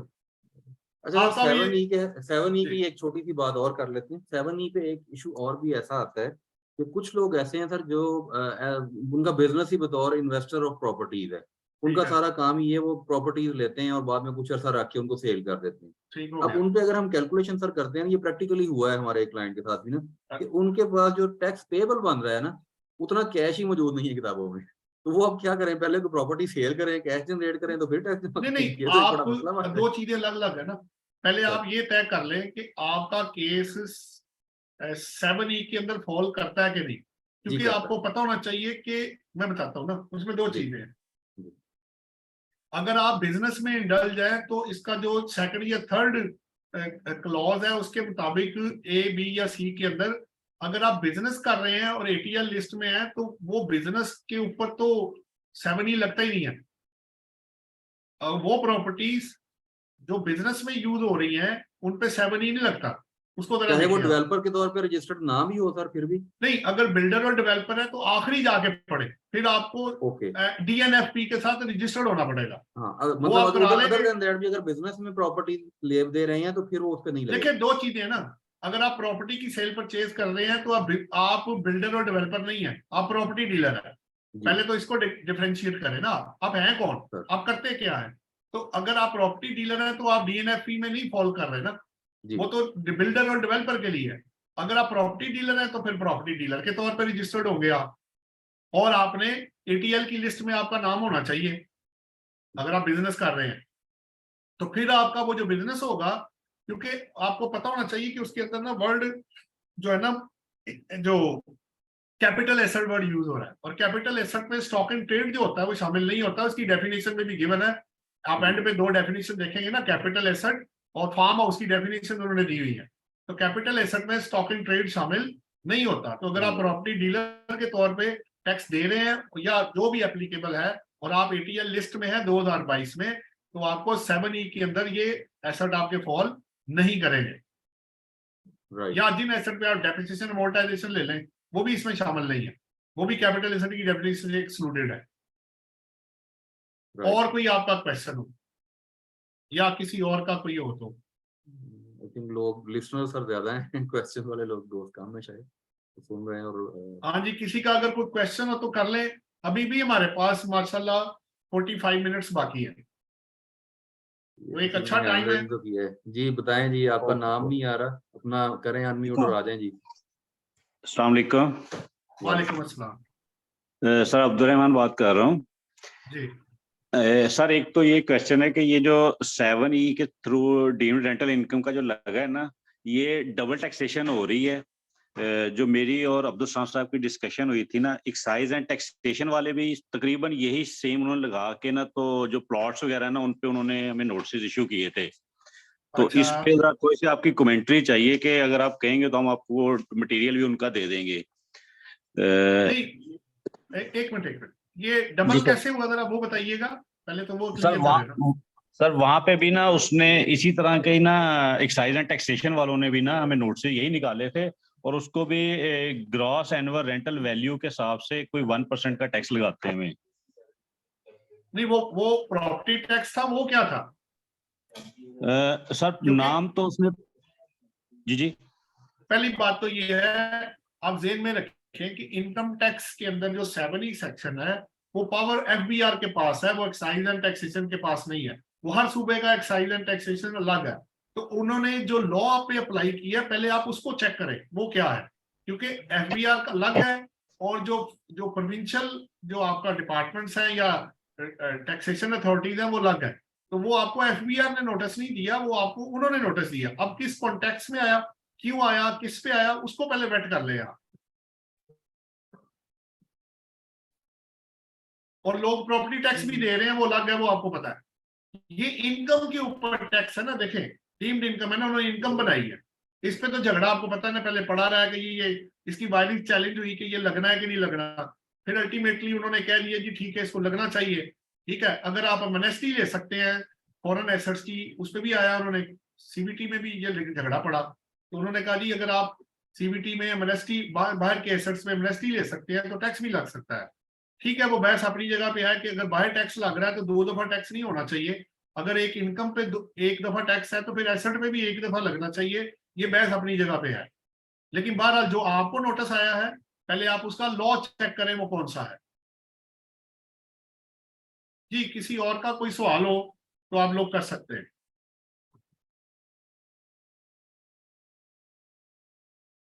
अब्दुल सलाम साहब मेरा ख्याल है वो बिजी हो गए हैं। उन्होंने शायद वीडियो ऑफर कर दी है। हाँ जी, मेरा ख्याल है वो कहीं बिजी हो गए होंगे। जी, अगर कोई क्वेश्चन है तो जी पूरा मौका है, टाइम है, आप पूछना चाहें। कोई और क्वेश्चन हो इससे कनेक्टेड तो आप वो भी कर सकते हैं।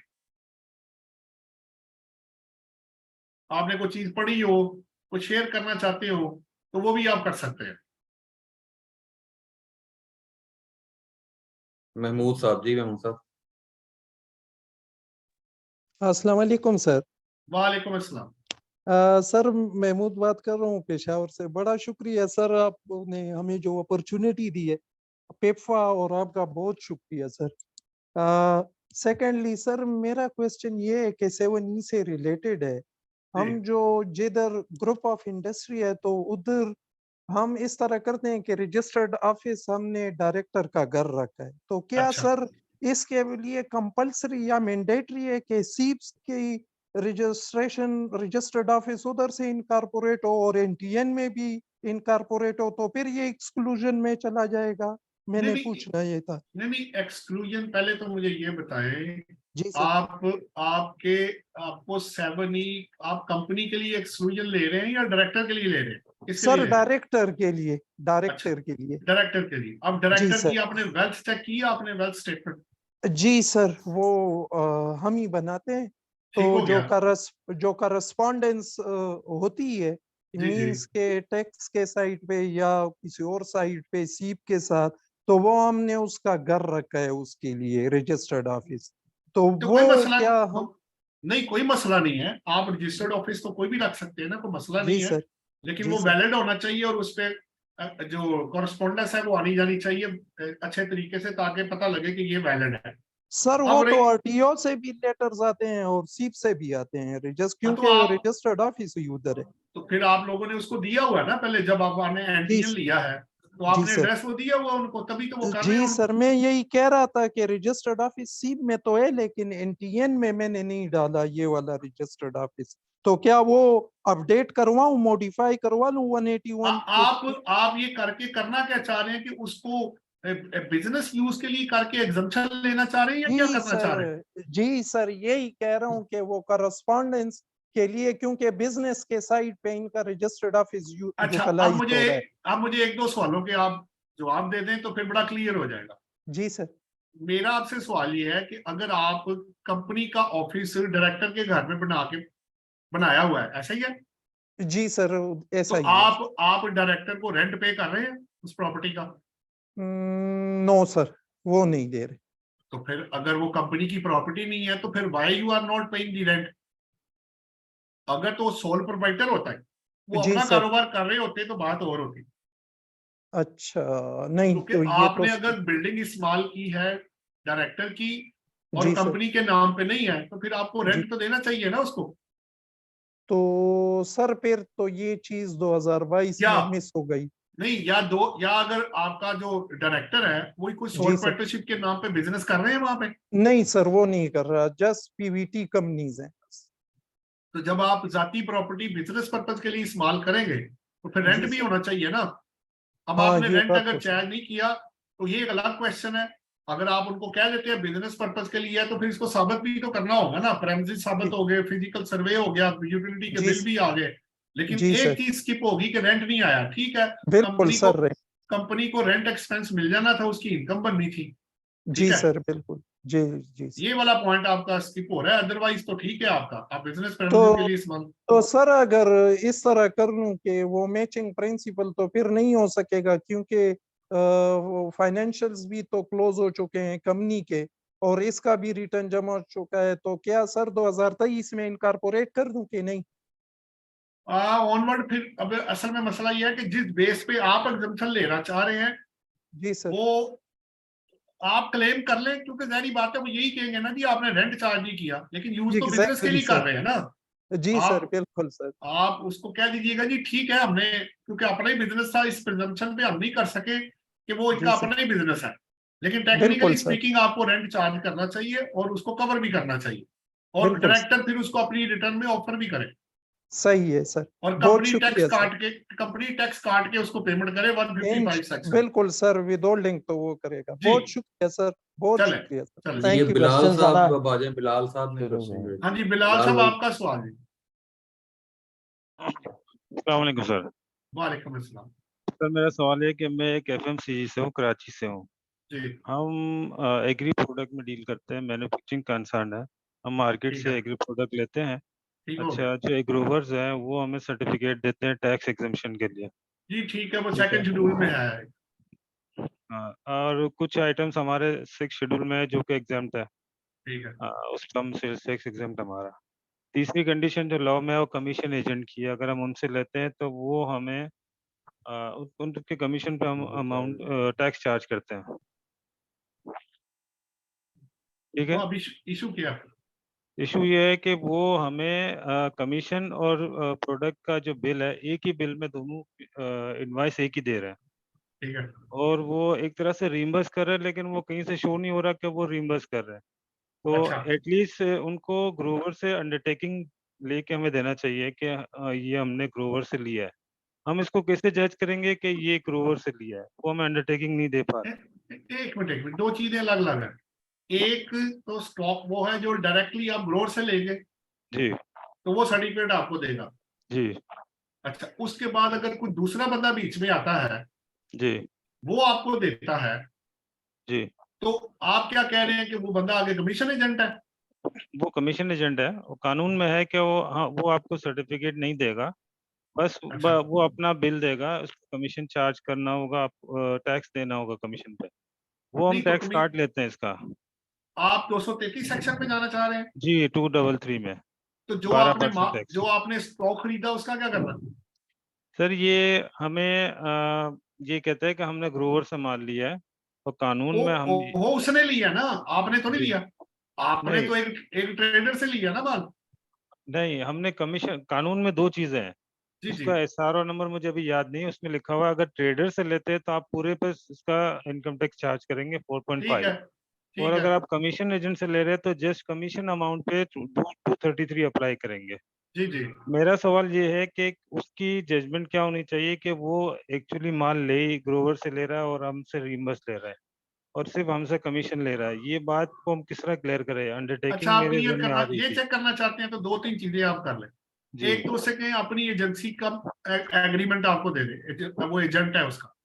ठीक है। ठीक है, दूसरा उससे कि अपनी जो रिटर्न दिखाए जिसमें वो अपनी कमीशन इनकम की रिटर्न फाइल कर रहा है। ठीक है। और तीसरा सेल टैक्स की रिटर्न दिखाए, उसमें वो क्या शो कर रहा है अपने आप को। अच्छा अच्छा, ये हो पता लग सकता है कि हम इसकी एफबीआर में प्रिंसिपल एक्टिविटी भी देख लें कि ये कमीशन एजेंट है भी या नहीं। ये कि जहरी बात है, हमारा वो तो जब रिटर्न आएगी तो आपको नजर आ जाएगा ना कि ये वहां कमीशन शो कर भी रहा है कि नहीं। एक ऐसा एजेंट है जिसका सिर्फ अदर सर्विसेज आ रहा है, तो वो कह रहा है ये मेरी सारी सर्विसेज इसमें इंक्लूड है। नहीं, अब इस तरह नहीं पता लगता। कुछ लोग क्या करते हैं, अपनी सेल परचेज को हाइड करके सिर्फ अदर इनकम शो कर देते हैं। हम्म। अब आपको तो नहीं पता कि ये क्या काम करता है। इसको बिल्कुल। देख के कोई किसी की अदर इनकम देख के अंदाजा लगाया जा सकता है कि ये काम क्या करता है। ठीक है। ये तो तो आपको ठीक है। वेरीफाई करना पड़े, वरना जी ये देखे ना, अगर कल को ये पता लग गया कि ये ट्रेडर है और आपने टैक्स नहीं काटा, तो वो तो पैसे लेके चला जाएगा, डिफॉल्ट आपके गले में पड़ जाएगा, फिर वो आपको अच्छा पैसे सर, देने पड़ेंगे। ये सिनेरियो तो आपने क्लियर कर दिया, थैंक यू। अच्छा, दूसरा इम्पैक्ट ये है कि मैं ये देख रहा था कि उस वो एफबीआर में आना चाहिए हाँ, कमीशन एजेंट, और जी। हम सिंध में है तो उसका एसआरबी भी चार्ज होगा उसकी अगर सर्विसेज एप्लीकेबल का। है, अगर कमीशन पे एसआरबी में चार्जेबल है, उसका टेबल ए और बी मेरा ख्याल है होता है जी है। उसमें। जी, अगर उसमें है और उस पे एप्लीकेबल है तो फिर वो उस पे भी देगा, अगर अच्छा, एप्लीकेबल है तो। इसमें मेरा सवाल ये है कि अगर वो एसआरबी में रजिस्टर्ड नहीं है और हम इसका 13% चार्ज करके एज एन अनरजिस्टर्ड जमा करा लेते हैं, तो यहाँ हमारी लायबिलिटी पूरी हो जाती है, फिर बाद में हमारे लिए कोई इशू तो नहीं रहेगा अगर वो अनरजिस्टर्ड है? अगर अगर आप विद होल्डिंग एजेंट हैं, जी नंबर 1 एसआरबी में, जी है। दूसरी बात यह है कि उसने उसको उसको भी रिक्वायर्ड है कि वो रजिस्टर्ड हो।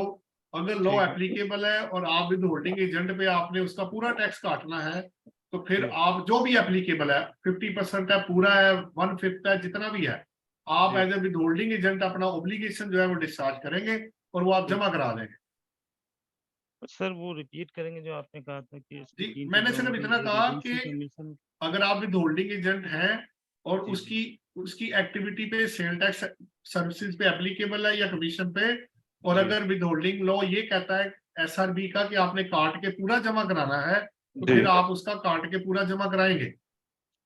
अगर वो रजिस्टर्ड ना हो जब भी। अगर, क्योंकि अनरजिस्टर्ड पे मेरा ख्याल है आपको देखना पड़ेगा जो भी एप्लीकेबल लॉ है। जी अमूमन जी। प्रैक्टिस ये है कि अनरजिस्टर्ड का पूरा टैक्स काट लिया जाता है, प्रैक्टिस अच्छा ये है। सर लेकिन आपने जी लेकिन जी। एसआरबी का लॉ आपको जरूर कंसल्ट करना है ताकि जो बनता है वही काटेगा। तो सर अभी आपने 3 चीजें कही थी, वो रिपीट कर देंगे इसके कमीशन एजेंट होने के लिए? मैंने आपको कहा था एजेंसी, सर्टिफिकेट ले ले उससे, एजेंसी सर्टिफिकेट। एजेंसी सर्टिफिकेट और एजेंट है ना, अगर आप किसी के जी एजेंट है तो उसने सर्टिफिकेट दिया होगा आपको। जी जी। दूसरा, अब आप उनकी रिटर्न की कॉपी ले लें कि आप एकदम कमीशन इनकम उसमें शो कर रहे हैं। ठीक और है सर। तीसरा उन्हें के सेल टैक्स में आप क्या शो कर रहे हैं, क्योंकि अगर कमीशन है तो वो एसआरबी को अपनी फिर रिटर्न जमा कराता होगा, और अगर जी नहीं सर। कराता होगा तो तभी उसको पता होगा। और प्लस प्रोफाइल चेक कर लें उनका ऑनलाइन, आपको पता लग जाएगा कि इसकी रजिस्ट्रेशन एज ए क्या हुई हुई है। ठीक है सर, थैंक यू। जी। बट साहब 3 क्वेश्चन और चैट बॉक्स में आए हैं। सबसे पहले बुशरा कियानी का सवाल है जी कि फर्दर टैक्स में भी कोई चेंज आई है सेल्स टैक्स में? नहीं, फिलहाल तो वही 3% ही है जी, अभी तो अभी उसमें कोई चेंज नहीं है। लेकिन दूसरा लेकिन लेकिन लेकिन लेकिन लेकिन एक चीज ऐड कर ले, जब वो 17 से 18 होगा, ठीक है ना, तो 18 21 हो प्लस 3 हो जाएगा, ठीक है। 21 हो जाएगा, फर्क ये पड़ेगा, अब वो 20 नहीं होगा, 21 हो जाएगा, ठीक है 21 हो जाएगा। जी, जी ये राइट। फर्क पड़ जाएगा। दूसरा सर सवाल है शिराज साहब का, ये कह रहे हैं कि विद होल्डिंग टैक्स जो आपने इंटरनेशनल टिकट पे बताया उसको जरा बता दें वो अमाउंट, वो जो वो चेंज मैंने हुई है। वो मैंने सिर्फ ये आपको बताया है कि उन्होंने 3 हिस्सों में उसको डिवाइड कर दिया है। आप देखें, लोकल, अब ये समझना बहुत जरूरी है कि लोकल के ऊपर एफडी अलग उन्होंने लगाई हुई है, इंटरनेशनल के ऊपर वही जो सीरियल है 8 या 9 नंबर उस पर भी उन्होंने अलग लगाई हुई है। और उसके अंदर जाके उन्होंने ये कहा कि अगर आप इकोनॉमी के अलावा इंटरनेशनल ट्रेवलिंग करेंगे तो उस पे पहले 50,000 रुपए पर टिकट था, जो कि वेरी कर जाएगा 75,000 से लेके 2 लाख के अंदर, 2.5 लाख के अंदर। एक 75,000 है कुछ स्पेसिफाइड कंट्रीज का, आगे 1.5 लाख है यूरोप का, उसके बाद अदर देन जो 2 है उसका 2.5 लाख रुपए है। तो ये इस तरह उन्होंने 3 हिस्सों में डिवाइड कर दिया। बेसिकली आपकी 50,000 की अमाउंट को उन्होंने 75,000, 1.5 लाख और 2.5 लाख में कन्वर्ट कर दिया है। ये बेसिकली हुआ है, यानी इंटरनेशनल ट्रेवलिंग अगर स्पेसिफाइड कंट्रीज में होगी तो जो जाहिर बात है जो बंदा जाएगा उसकी कॉस्ट जो होगी एफडी की, वो फिक्स कॉस्ट वो बढ़ जाएगी। ये बात हो रही है जी। ये जवाद साहब का माइक ही अनम्यूट कर दें अली, जवाद साहब को क्वेश्चन करना चाह रहे हैं। जवाद साहब आप अनम्यूट करें और आए क्वेश्चन करें। जवाद शेर।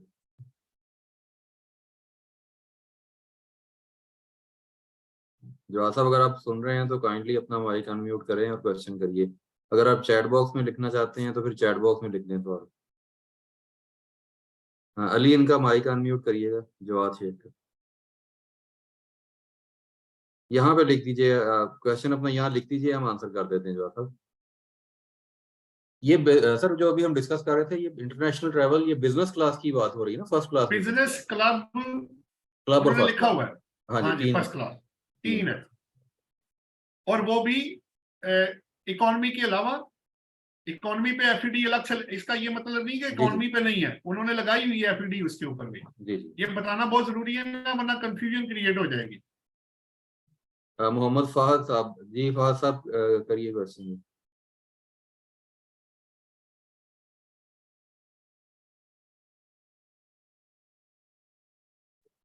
हेलो हेलो, आवाज आ रही जी बोलिए, जी आ रही है, बोलिए। है? मेरा क्वेश्चन ये थे कि मैं एक मकान ले रहा हूँ, और मकान जो जिस बंदा मुझसे बेच रहा है वो बोल रहा है मुझे आप पैसे जो है ना वो अंडर टेबल दें, कैश पर दें, और कुछ पैसे वो एफडीआई की वैल्यू के मुताबिक दे रहा है, कुछ बोल रहा है कि मुझे आप अंडर टेबल दें। अब मेरे पास तो सारी की सारी जो वेल्थ है वो वाइट है, तो अगर मैं उसको पैसे देता हूँ तो मैं तो अपने बैंक से निकाल लूंगा पैसे, तो मैं आउटफ्लो क्या दिखाऊंगा, क्योंकि मैंने तो उसको 4.5 करोड़ दिए ना, और वो बोला कि मैं एफडीआई वैल्यू जो है वो 50 लाख की बना रहा हूँ, तो मैं इस चीज को किस तरह से मैनेज करूँ? देखिए, पहली बात तो ये है कि आप ना 75A सेक्शन है इनकम टैक्स लॉ का, वो पढ़ लें। उसमें उन्होंने ये कहा कि अगर आप इमूवेबल प्रॉपर्टी 50 लाख से ज्यादा की लेंगे तो पेमेंट थ्रू क्रॉस चेक होगी।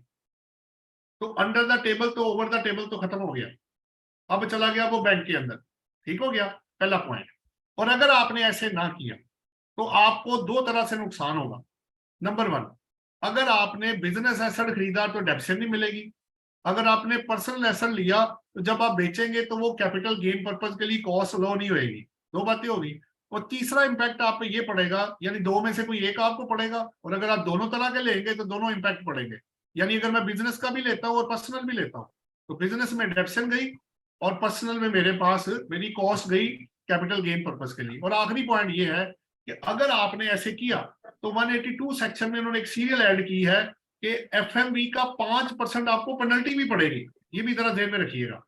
तो ये जो एग्रीमेंट टू सेल है ना, वो आपने पूरी अमाउंट का बनाना है और पेमेंट भी थ्रू क्रॉस चेक की करनी है। इसके अलावा अगर आप कोई मोड यूज करते हैं तो रिस्क का रिवार्ड आपका होगा। मेरा ख्याल है आपका जवाब आपके पास आ गया। अगर कोई और सवाल हो तो कर ले। जी सर, ये क्वेश्चन है कि I am in audit department and company is not registered with sale tax, should the chief audit be reported on registration of organization in sales tax for deduction of sales tax withholding? देखिए बात यह है कि ये तो depend करता है कि आप कहाँ पे एग्जिस्ट करते हैं। जिस जगह पे आप एग्जिस्ट करते हैं उसके मुताबिक अगर आप इनकम टैक्स है या सेल टैक्स है या सर्विस है, जो भी है, जो एप्लीकेबल लॉज हैं उसकी कंप्लायंस तो बहरहाल आपको करनी पड़ेगी।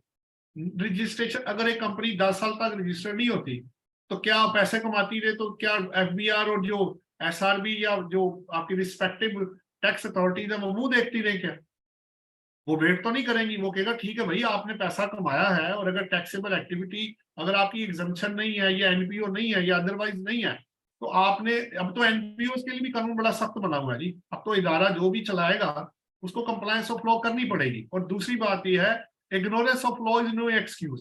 अगर आपको कानून का नहीं पता तो इसका ये मतलब नहीं है कि वो आपको छोड़ देंगे। यानी मैं अगर 10 साल तक ये कंपनी रन करूं, पैसा कमाता रहूं और एंड पे कहूं जनाब मुझे पता नहीं चला, तो क्या फिर मेरे सारे टैक्सेस माफ हो जाएंगे? सिंपल सी बात है। इसलिए रजिस्ट्रेशन कराना ना कराना आपका मसला है। लॉ बना हुआ है, जो इसको फॉलो नहीं करेगा रिस्क का रिवार्ड उसी बंदे का होगा। Thank you sir.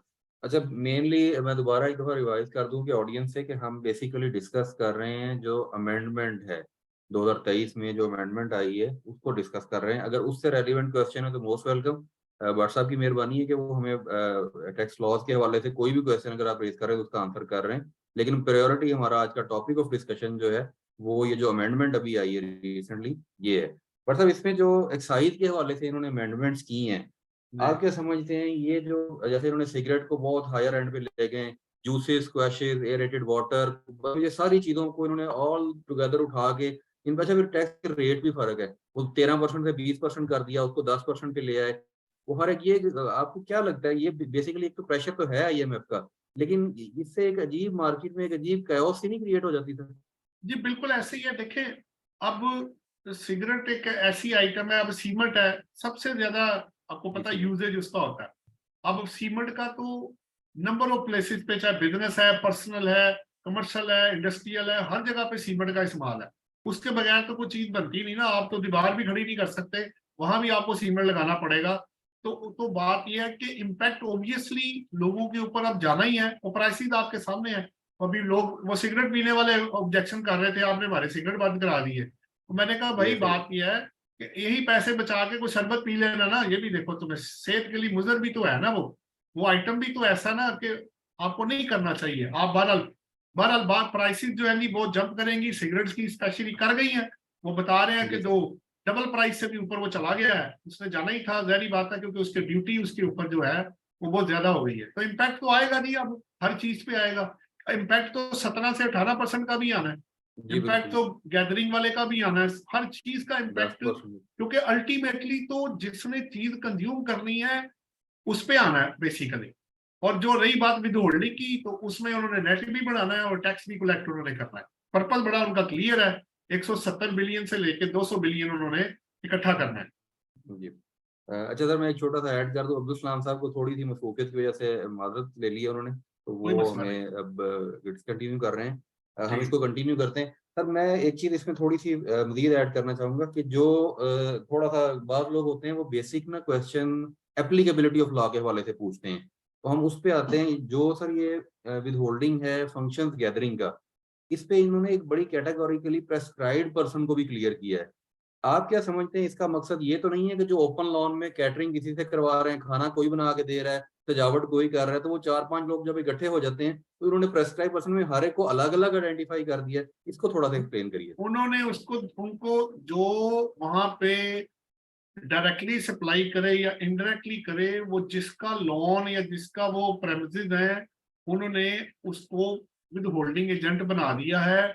चाहे खाना वो, इसमें आप जाके वर्डिंग जब देखेंगे तो उन्होंने whether food supplied by the क्या कहते हैं, जो ऑनर है वो करे या अदरवाइज हो, उसने टोटल बिल के ऊपर 10% जो है ना चार्ज करना है।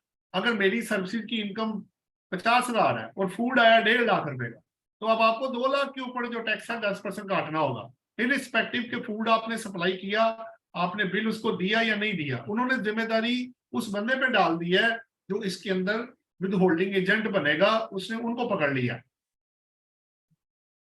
बहुत शुक्रिया सर। अच्छा, इसी तरह इसी से रेलिवेंट क्वेश्चन आता है, जो कैपिटल एसेट्स सिक्योरिटीज यानी शेयर की फॉर्म में जब आप परचेज करने जाते हैं, उस पे जो विद होल्डिंग टैक्स है वो भी विद होल्डिंग एजेंट, अब वो बायर ऑफ द शेयर है, उसने जमा करवाना है ये कंपनी को, यानी वो पेमेंट, इसको भी थोड़ा सा एक्सप्लेन कर दीजिए। जी देखे ना, विद होल्डिंग पहली बात तो ये है कि 2-3 चीजें बड़ी इंपॉर्टेंट है। जितने विद होल्डिंग टैक्सेस हैं विद ट्रांजिशनल प्रोविजंस, वो पेमेंट बेस पे है। इसकी पेमेंट होगी तो तब आएगा, number 1। Number 2, fair market value का होगा।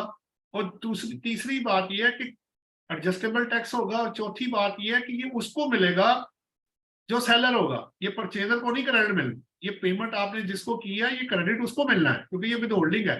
जो काटता है वो दूसरे के बिहाफ पे जमा कराएगा, जैसे आप सैलरी में और सर्विस गुड्स में कॉन्ट्रैक्ट में करते हैं, उसी तरह अब आप काट के। लेकिन अदर देन ऑब्वियसली ये पब्लिक कंपनी के अलावा के शेयर्स की बात हो रही है, हर एक की बात नहीं हो रही है। तो उसके वो 10% एफएमवी का काट के वो जमा कराएगा और क्रेडिट बाद में वो उस पार्टी। बाकी रही बात उसका गेन आएगा या कैपिटल गेन क्या निकलेगा, वो बाद में फिर उसके अगेंस्ट इसकी एडजस्टमेंट क्लेम या टोटल इनकम आएगी या जो भी आएगी। क्योंकि ऑब्वियसली जो प्राइवेट कंपनी वाले वो 37 के अंदर कवर्ड है, वो नॉर्मल टैक्सेशन के अंदर है। तो अल्टीमेटली उसको अपनी टैक्सेबल इनकम के अगेंस्ट जो टैक्स बनेगा, तो वहां जाके टैक्स क्रेडिट में उसको जो एज ए विद होल्डिंग जो कटा होगा उसका वो बेनिफिट ले लेगा। इसमें सर नॉन लिस्टेड कंपनियां भी, पब्लिक लिमिटेड नॉन लिस्टेड भी इंक्लूडेड है ना सर? जी ऑब्वियसली, क्योंकि जो एक्चुअली अगर आप देखेंगे ना तो प्राइवेट कंपनी भी पब्लिक हो सकती है। ये अगर आप, बड़ा इंपॉर्टेंट पॉइंट है इसके अंदर 37A के अंदर जो उन्होंने पब्लिक कंपनी डिफाइन की हुई है, वो कंपनी जिसमें 50% से ज्यादा शेयर फेडरल या प्रोविंशियल गवर्नमेंट के हो या फॉरेन गवर्नमेंट के हो, तो वो कंपनी ऑल्दो कि आपको प्राइवेट नजर आएगी लेकिन हो सकता है वो पब्लिक हो। तो आपको पहले पब्लिक कंपनी की डेफिनेशन से बाहर निकलना पड़ेगा। अब पब्लिक कंपनी अगर वो प्राइवेट है लेकिन नजर आपको प्राइवेट आ रही है लेकिन वो पब्लिक है, तो ये आपको जरूरी नहीं कि नाम देख के पता लग जाएगा कि ये प्राइवेट है या पब्लिक है। आप उसकी कंपोजिशन और उसको चेक करना पड़ेगा कि इसका legal status in the eyes of income tax law क्या होगा। अगर वो पब्लिक में गया, इवन कि वो प्राइवेट भी होगी, तो वो वहां से निकल जाएगा। तो public company, other than public company जो होगा, उसके जो शेयर होंगे जो स्टॉक एक्सचेंज या एनसीसीपीएल में ट्रेड नहीं किए जाएंगे। 2 कंडीशन है ना, एक वो अदर देन पब्लिक कंपनी हो, और दूसरा स्टॉक एक्सचेंज और एनसीसीपीएल के अंदर वो ट्रेड ना किए जा रहे हैं। अब ऑब्वियसली जो आपकी प्राइवेट कंपनी जो होती है, ठीक है ना, और जो आपकी अनलिस्टेड है, वो स्टॉक एक्सचेंज में तो डील किया नहीं जा रहा होता, वहां तो वो कर नहीं रहे होते, वो ऑटोमेटिक आपका इसके अंदर फॉल कर जाएगा, आपका क्या कहते हैं 37 के अंदर चला जाएगा, 37A में नहीं रहेगा। लेकिन अगर ये कंडीशन ना होती। जी जी, और कोई सवाल हो? सर इसमें अभी इसी से रेलिवेंट एक क्वेश्चन है, कल हमारे फैसलाबाद ब्रांच काउंसिल के सेक्रेटरी हैं, उन्होंने भी ये क्वेश्चन किया था कि उनकी फिर फेयर मार्केट वैल्यू डिटरमिन करने का क्या क्राइटेरिया होगा? देखिए बात यह है कि अगर ऑब्वियसली प्राइवेट कंपनी का या अनलिस्टेड का, तो मुझे फिर फेयर मार्केट वैल्यू, क्योंकि मार्केट में तो उनकी चीज ट्रेड नहीं की जा रही होती, तो फिर ऑब्वियसली उसकी जो मुझे ब्रेकअप वैल्यू है इक्विटी बेस के ऊपर जाके वो निकालनी पड़ेगी कि यार अच्छा अगर मैं इसको बेचता हूँ तो ये कितने तक का मैं इसको बेच सकता हूँ इंटरनली, क्योंकि एक्सटर्नली तो इशू की परमिशन नहीं होती। इंटरनली आप जो भी करेंगे पब्लिक को तो बेच नहीं सकते। तो फिर एफएमवी ऑब्वियसली, अगर आप लॉस में जा रहे हैं तो प्राइस ऑब्वियसली कम होगी, और अगर आप प्रॉफिट में जा रहे हैं तो जाहिर बात है हर कोई चाहेगा कि मैं इसमें इन्वेस्टमेंट करूं। तो वो फिर हम कोशिश करते हैं कि उसको इक्विटी बेस के ऊपर ले जाके उसको कैलकुलेट करें फिर, क्योंकि मार्केट तो नहीं आपको बताएगी, मार्केट की तो अंदर नहीं है जब तक कि आप सेल एंड परचेज में बिजनेस के इंडल्ज ना हो जाए। जी, नासिर बशीर साहब हमारे सेक्रेटरी जो फैसलाबाद ब्रांच कमेटी के हैं, उनका क्वेश्चन था। नासिर साहब अगर आपने सुन लिया हो तो भट्ट साहब ने आपके क्वेश्चन का आंसर दे दिया। अच्छा भट्ट साहब, इसमें अब ये जो अमेंडमेंट है ये तो सारी चार्जिंग है, इसमें तो कोई रिलीफ मेजर कहीं नहीं दिया गया। लेकिन जो फाइनेंस एक्ट था, आप तो चूंकि उस पे बहुत ज्यादा एक्सप्लेन कर चुके हैं, उसमें कुछ रिलीफ मेजर भी थे। तो मैं चाह रहा हूँ बाइंडिंग आपकी तरफ जाते हुए हम कुछ थोड़ा सा रिलीफ मेजर को भी डिस्कस करें कि अब जो बजट में गवर्नमेंट ने रिलीफ मेजर दिए थे उन पर ब्रीफ सा समरी सा अपना जायजा दे दीजिए। देखिए बात यह है कि उसमें उनमें ये चार, ये मेरा ख्याल है जो आपके 4 या 8 कुछ सेक्शन थे, जो ये 12 थे, मुझे अब तादाद एग्जैक्टली याद नहीं, कि उन्होंने विद होल्डिंग में से डिलीट कर दिए थे। वन ऑफ द रिलीफ ये भी था उसके अंदर कि विद होल्डिंग टैक्सेस की जो प्रोविजन थी पहले वो तकरीबन 50 थी, तो 60 थी मेरा ख्याल है, 12 मुझे याद पड़ता है रफली के 12 उन्होंने विद होल्डिंग टैक्स की जो प्रोविजन थी, जो कैश विड्रॉल वाला भी था, गैदरिंग वाला भी था, आपके वो बोनस शेयर और दूसरे वो भी थे, तो काफी उन्होंने विद होल्डिंग जो टैक्सेस थे वो आपको वो भी याद होगा, rent of plant and machinery वाला भी था, उसको भी उन्होंने करके तो एफटीआर से निकाल के एनटीआर में डाला, तो काफी चीजें उन्होंने उसके अंदर दी थी। और बाकी आपका वो सैलरी वाला था, आपको पता है 6 लाख रुपए तक 0% था, अब 12 लाख रुपए तक आपको पता है वो 15,000 कर दिया 30,000 से, वो सैलरी वाले के लिए सबसे बड़ा अच्छा रिलीफ था उसके अंदर। तो कुछ रिलीफ थे, लेकिन ज्यादा जो थे वो ऑब्वियसली वो जो कलेक्शन के और टारगेट ओरिएंटेड जो उसकी ऑब्वियसली वो अमेंडमेंट्स इसके अंदर आई थी। एग्जम्पशन काफी विड्रॉ हुई थी, आपको पता है इंटैक्ट तो बहुत कम होती है, लेकिन वो विड्रॉ ही ज्यादा अब हो रही हैं पिछले 4-5 सालों से। जी ऐसा ही सर। अच्छा सर, इसमें सेल्स टैक्स के हवाले से जो ये रिड्यूस टैरिफ वगैरह थे ये भी एफबीआर ने रोके हुए हैं। आप क्या समझते हैं, ये कोई पॉलिसी के तहत रोके हैं या कानून ही अब उनको इजाजत नहीं दे रहा कि आप वो रिड्यूस रेट वगैरह जो देते थे टेक्सटाइल एक्सपोर्टर को जैसे देते थे, तो वो एफबीआर अब बिल्कुल उस पर साइलेंट हुआ है। तो कानून में कोई ऐसी अमेंडमेंट तो नहीं है? हाँ जी ऐसा ही है। देखें बात यह है कि अब सबसे मेजर इम्पैक्ट आपकी इंपोर्ट पे, काफी इदारे तो आपको पता है इंपोर्ट अब कर ही नहीं रहे, इंपोर्ट नहीं हो रही, तो जब नहीं होगा तो बिजनेस कैसे होगा। कुछ गाड़ियों वालों ने प्रोडक्शन रोक दी है, कुछ ने पुराना स्टॉक निकाला हुआ है, अब लोकली वो चीज मिल नहीं रही है। अब वो अल्टीमेटली वो क्या कर रहे हैं, कभी आधे बंदे ले ऑफ कर दी, किसी ने सारे कर दिए हैं, तो उसका इम्पैक्ट चाहे इंपोर्ट है या आपकी वो रिडक्शन इन टैक्स वाला तो कॉन्सेप्ट अभी नहीं है, क्योंकि अभी तो ऊपर ही ऊपर चीज आ रही है, नीचे की तरफ का तो कॉन्सेप्ट बहुत थोड़ा है। ये देखें अगर आने वाले वक्त में अल्लाह करे कि हमारे मुल्क में कुछ स्टेबिलिटी आ जाए और ये पॉलिटिक्स हमारे मुल्क से खत्म हो जाए और किसी तरह कोई स्टेबिलिटी आए और लोग एक अब हर रोज देखे ना, पहले होता था महीने बाद, 2 महीने बाद, 6 महीने बाद, साल बाद चीज बदलती है, अब डेली बेसिस पे चीज बदल रही है और कोई बोलने वाला नहीं है। तो रिक्वेस्ट ये है कि हमने यही रहना है जनाब, यहीं से कमाया है, यहीं पे खर्च करना है, तो हमें अपने मुल्क के बारे में फेर होकर सोचना पड़ेगा कि आपको ऐसे लोग, ऑब्वियसली मैं किसी अपोजिशन या पॉलिटिकल पार्टी की बात नहीं कर रहा, मैं ये कह रहा हूँ कि मुल्क की स्टेबिलिटी के लिए सबको इकट्ठा होना पड़ेगा, एक पेज पे आना पड़ेगा, मेरा तेरा छोड़ के हमारा करना पड़ेगा। इसके अलावा भी हमारे पास और यूनिटी में ही स्ट्रेंथ है, इसके अलावा और कोई भी आप करेंगे वो उसमें बरकत आपके नहीं पड़ेगी। इसलिए बेहतर यही है आप यूनिटी की तरफ आए, अपने और दूसरे के बारे में छोड़ना सोचें, मुल्क के बारे में सोचेंगे तो फिर ज्यादा बेहतरी की तरफ हम जा सकते हैं। अदरवाइज आपको पता है बड़ा मुश्किल है इस दुनिया में रहना, इतना आसान काम नहीं होगा। लेकिन प्राइसेस और हर चीज जो है सबसे ज्यादा आपको पता है गरीब तबका इफेक्ट हो रहा है। अगर कोई बंदा अमीर है या अमीर है तो उसके पास तो पैसे पहले भी थे, अभी भी अवेलेबल है, लेकिन सबसे ज्यादा जो इम्पैक्ट है वो लोअर क्लास इनकम के ऊपर आ रहा है। उनको हर चीज जो है वो अब इससे भी क्या होगा, आपके सामने वो घर बनाएगा, सीमेंट महंगा मिलेगा, किसी को सिगरेट पीने की आदत है वो उसको महंगा मिलेगा, ठीक है। आप सिरप और चीजें आप लेने जा रहे हैं उसमें भी 10% आपने ऐड किया हुआ है। अब हुकूमत की अपनी लिमिटेशन है, लोगों के अपने रिमार्क्स है। इसके अलावा अगर कोई क्वेश्चन हो तो जरूर ले लें। जी अगर कोई क्वेश्चन है तो आप हमें चैट बॉक्स में भी लिख के दे सकते हैं और हैंड जी रेज भी कर लास्ट सकते हैं, तो 10 हम आपको मिनट्स करते हैं हैं। जी, अगर कोई है जी क्वेश्चन। अच्छा सर, इसमें एक चीज मैं छोटी सी चाहूंगा, आपने जो भी बात की है ना वो कि क्वेश्चन मुल्की करना चाह हालात रहे के थे, अच्छा चले नहीं वो कर चुके हैं। मुल्की हालात के हवाले से आपने सर बड़ी अच्छी बात की है कि हमें इसको यूनिटी में आगे एक बन के सोचना चाहिए और मुल्क के लिए सोचना चाहिए। सर एक थोड़ा सा मुख्तलिफ नुक्ता नज़र से मैं 7E के हवाले से आपसे डिस्कशन कर रही है, डिस्कशन की बात हो रही है। ऑब्वियसली कानूनी पहलू हम सारे डिस्कस कर चुके हैं। देखिए सर, जो भी बंदा प्रॉपर्टी खरीद रहा है, अगर वो फाइलर है तो जाहिर है उसने अपनी टैक्स पेड मनी डिक्लेयर करके ही खरीदी है, और अगर वो कुछ टाइम के बाद रख के सेल करता है तो उस पर कैपिटल गेन टैक्स का भी एक पूरा मैकेनिज्म मौजूद है। अब वो जो एक खाली प्लॉट भी रख के बैठा है या घर रख के बैठा है, वो कह रहा है जी मेरे प्लॉट से तो कोई आमदन नहीं हो रही है, आपने मेरे पे उस पर भी टैक्स लगा दिया है। लेकिन सर अगर दूसरी तरफ से सोचें तो ये टैक्स बड़ी नॉमिनल अमाउंट बनती है।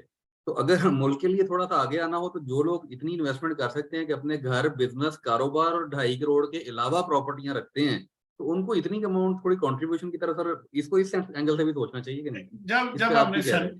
देखिए, जब सेमिनार किया था ना, तो मैंने यही कहा था कि देखिए इसको ना एक दूसरे एंगल से देखें। ये अनप्रोडक्टिव कैपिटल एसेट के ऊपर इसने लगना है। अभी जो जितनी एक्सक्लूजन इसके अंदर है, आप रेंट रिसीव कर लें, फर्स्ट टर्म एक्वायर कर लें, 236 के पे कर दें, बिजनेस में यूज कर लें, capital asset, one capital asset, चाहे वो ज्यादा वैल्यू का है, जो आपको चाहिए एक आपको मिल जाएगा। फिर बिजनेस वाला निकल जाएगा, डीएनएफपी वाले जो बिल्डर और डेवलपर है वो निकल जाएगा, उसमें जो रिटायरमेंट के वक्त जो गवर्नमेंट स्पेसिफाइड पर्सन है गवर्नमेंट के, उनको मिलता है, वो निकल जाएंगे।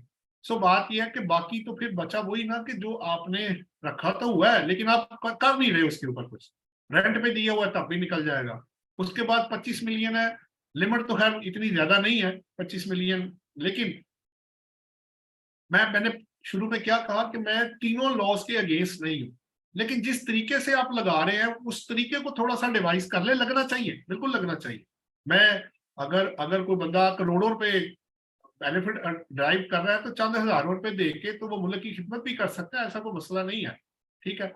लेकिन वो ये है कि जब आप लॉ बनाते हैं तो उस वक्त काइंडली, IMF का तो चले अभी प्रेशर था, आपने किसी से बात नहीं की, आपने जब ये तीनों लॉज लगाए थे तो आपने क्या चैम्बर को जो टैक्स बार्स हैं या एसोसिएशंस को या लोगों को या टैक्स पेयर को कोई एतमाद में किसी ने लिया कि ये तीन चीजें हम आप पे लगाने चाह रहे हैं बैंडेड से? किसी ने तो कोई बात नहीं की आपके साथ, ना आपने की।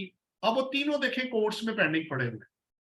अब आपकी मजबूरी अपनी, आपको पैसा चाहिए, बिल्कुल ठीक है, पैसा चाहिए, मैं आपको 2-3 तरीके देता हूं, आप पैसे कमा सकते हैं। आपको पैसा अगर चाहिए तो आप अपने नेट को बढ़ाएं, ज्यादा बेहतर है, बजाय एग्जिस्टिंग पे ही बोझ डालते जाएंगे। आप पैसा लेना ना, आपने रेट बढ़ा दिए, लेकिन लगा किसको? लगा तो उसी को ना जो नेट के अंदर है। इनकम टैक्स की बात हो रही, सेल टैक्स तो तमाम पे जारी बात है, जो यूज करेंगे उनको लग जाएगा, FD भी लग जाएगा जिसपे लगा हुआ है। अब जो बंदा नेट के अंदर नहीं है ना, वो आपको इनकम टैक्स दे रहा है, सेल टैक्स अगर बिल्ट इन है तो दे रहा है, अगर वो अदरवाइज है तो वो नहीं आपको पे कर रहा।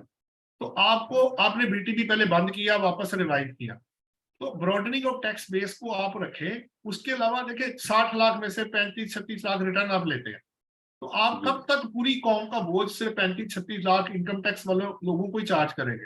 तो मेरी रिक्वेस्ट ये है, एक तो ये कर लें कि आप अपना ब्रॉडनिंग ऑफ टैक्स बेस करें। दूसरी बात ये है, GST हमने जो रिकमेंडेशन दी है कि सारी एग्जम्पशन नेसेसरी एडजस्टमेंट के जो एग्जम्पशन है उसके बाद आप एक 3-4-5% से शुरू करके अक्रॉस द बोर्ड अप्लाई कर दें, सब पे अप्लाई कर दें। आप देखिएगा कि आप पैसे गिन गिन के थक जाएंगे, लेकिन पैसे नहीं गिने जाएंगे आप लोगों से। आपको बगैर लड़े इतने पैसे आ जाएंगे, लेकिन घूम फिर के बाद दो चीजों पे आकर रुक जाती है, आप ब्रॉडनिंग ऑफ टैक्स बेस और रैशनलाइजेशन ऑफ टैक्स। जब आप ये कर देंगे, टैक्स चोरी बंद हो जाएगी, स्मगलिंग बंद हो जाएगी, इलीगल एक्टिविटी बंद होगी, और सारा पैसा लोग जो अदरवाइज कंज्यूम करते हैं वो अगर आपके पास आ जाएगा।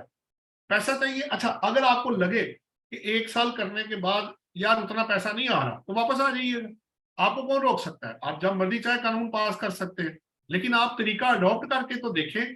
आपको मेन चीज अगर रेवेन्यू इकट्ठा करना है तो अक्रॉस द बोर्ड करें ना, सबके ऊपर करें फिर, लेकिन तरीके के साथ आप अडॉप्ट कर लें, बड़ा अच्छा खासा पैसा आपको इकट्ठा हो सकता है, मुल्क की भी खिदमत हो जाएगी, आपकी ब्राइबरी, इलीगल एक्टिविटी सब कुछ इसमें खत्म होगा, फ्लाइंग इन्वेस्टिंग उड़ जाएंगी, और हर बंदा कहेगा अच्छा यार मुझे 5% देना ना, मैं दे देता हूँ। अब हमें चार्टर्ड अकाउंटेंट्स को हमें 5% लगा हुआ है PRA का जो सेल टैक्स है, हमें कोई मसला नहीं है, हम उसको बिल के अंदर 5% चार्ज कर देते हैं और इनपुट के बगैर इनको जमा कराई जा रहे हैं। इनपुट का रोला भी खत्म हो जाएगा, ऑडिट भी खत्म हो जाएगा, रेवेन्यू के ऊपर चेक एंड बैलेंस आप रख लें, उन्हें को लाओ भाई पैसे जितने रिसीव किए पार्टी से कलेक्ट करके हमें इतने परसेंटेज आप जमा कराओ। आप देखिएगा, अच्छा अब नेट इम्पैक्ट अगर सेल टैक्स का चेक करें तो नेट 3-4% ही आपको आता है।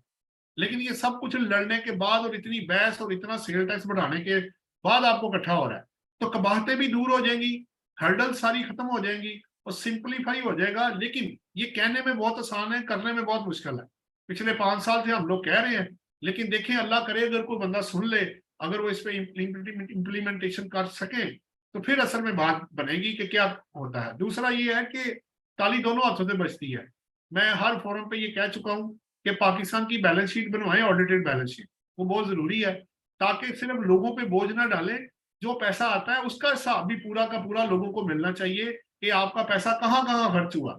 ये 2 काम, और इसके अलावा और अगर बाकी जितने स्टेप्स हैं अगर उसमें आपको रिकवरी हो जाती है तो आप उसको चेक कर लें।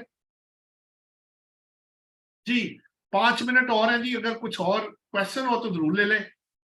मेरा ख्याल लोग बस सर क्वेश्चन की तरफ अब नहीं आ रहे। हम इसको इंशाल्लाह वाइंड अप करते हैं।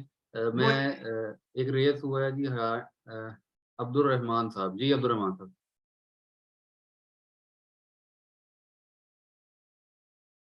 जी अब्दुल रहमान साहब ने हैंड रेस किया। अस्सलाम वालेकुम सर। वालेकुम अस्सलाम।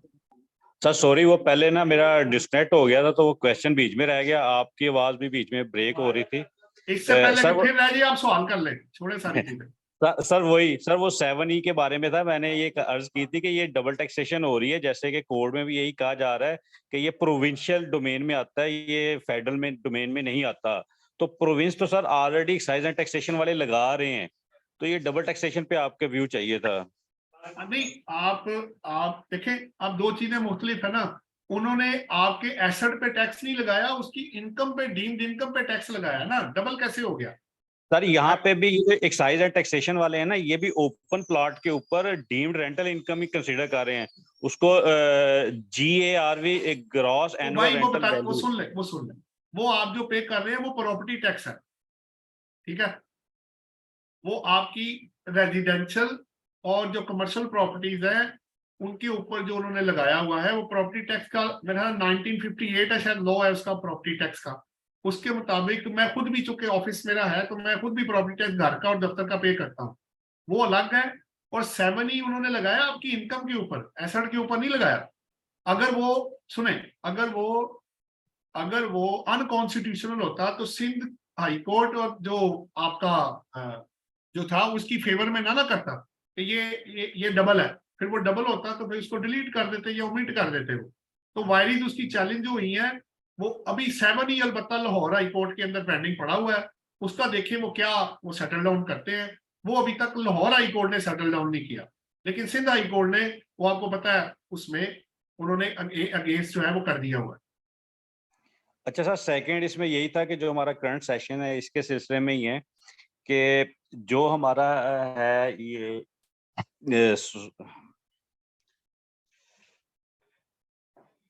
आपकी आवाज ब्रेक हो रही है सर। सॉरी सर, ये जो रिटेल वैल्यू है 3rd शेड्यूल के जो आइटम्स हैं, एक जी। चीज है मैंने पहले परचेज की हुई है, मतलब जी। आप कह लें कि 22nd में परचेज की थी, उसके ऊपर मैंने सेल टैक्स पे कर दिया और रिटेल वैल्यू पे। जी। तो अब जब मैं अपनी रिटर्न फाइल करूंगा तो उसके ऊपर जो इनवाइस 24 को या 25 को जनरेट क्रिएट करूंगा उसके ऊपर 18% सेल टैक्स चार्ज करूंगा। जी ऑब्वियसली, क्योंकि देखें बात ये है, होता ये है कि वैसे 3rd शेड्यूल आइटम में ये होता है कि जो प्राइस मैन्युफैक्चरर और इंपोर्टर फिक्स करता है, आप उसी प्राइस पे 3rd शेड्यूल में रिटेल प्राइस पे आप बेच रहे होते हैं। अगर उसकी फिक्स प्राइस हो गई हुई है और वो पहले का माल आपके पास पड़ा हुआ है, लेकिन वो तो परचेज थी ना, अब आपने तो सेल करनी है, जारी बात है। जी सर, ऐसे ही। अब सवाल ये है कि अगर मैं सेम प्राइस पे सेल करता हूं तो इनपुट तो आपको उसी प्राइस पे मिलना है जिसपे वो उस पे लगी हुई थी। अमूमन ये होता है, पहले वैसे प्रैक्टिस ये थी, क्वेश्चन वैसे ये पहले नहीं आया कि अगर आपने एक प्राइस पहले से फिक्स की हुई है और उसका स्टॉक आपके पास पड़ा हुआ है, एक बात है, तो प्राइस तो आप चेंज कर नहीं ना सकते। आपने तो जितने पे परचेज किया उतने पे सेल करना है। जी सर, ठीक है।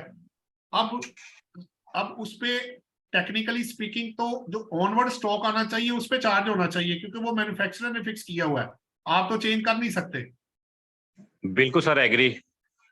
अब दो सिचुएशन बन रही है। नंबर 1, क्योंकि जिस पे आपने परचेज किया उसी पे ही आपने सेल करना है, और वो था आपका 17% पे।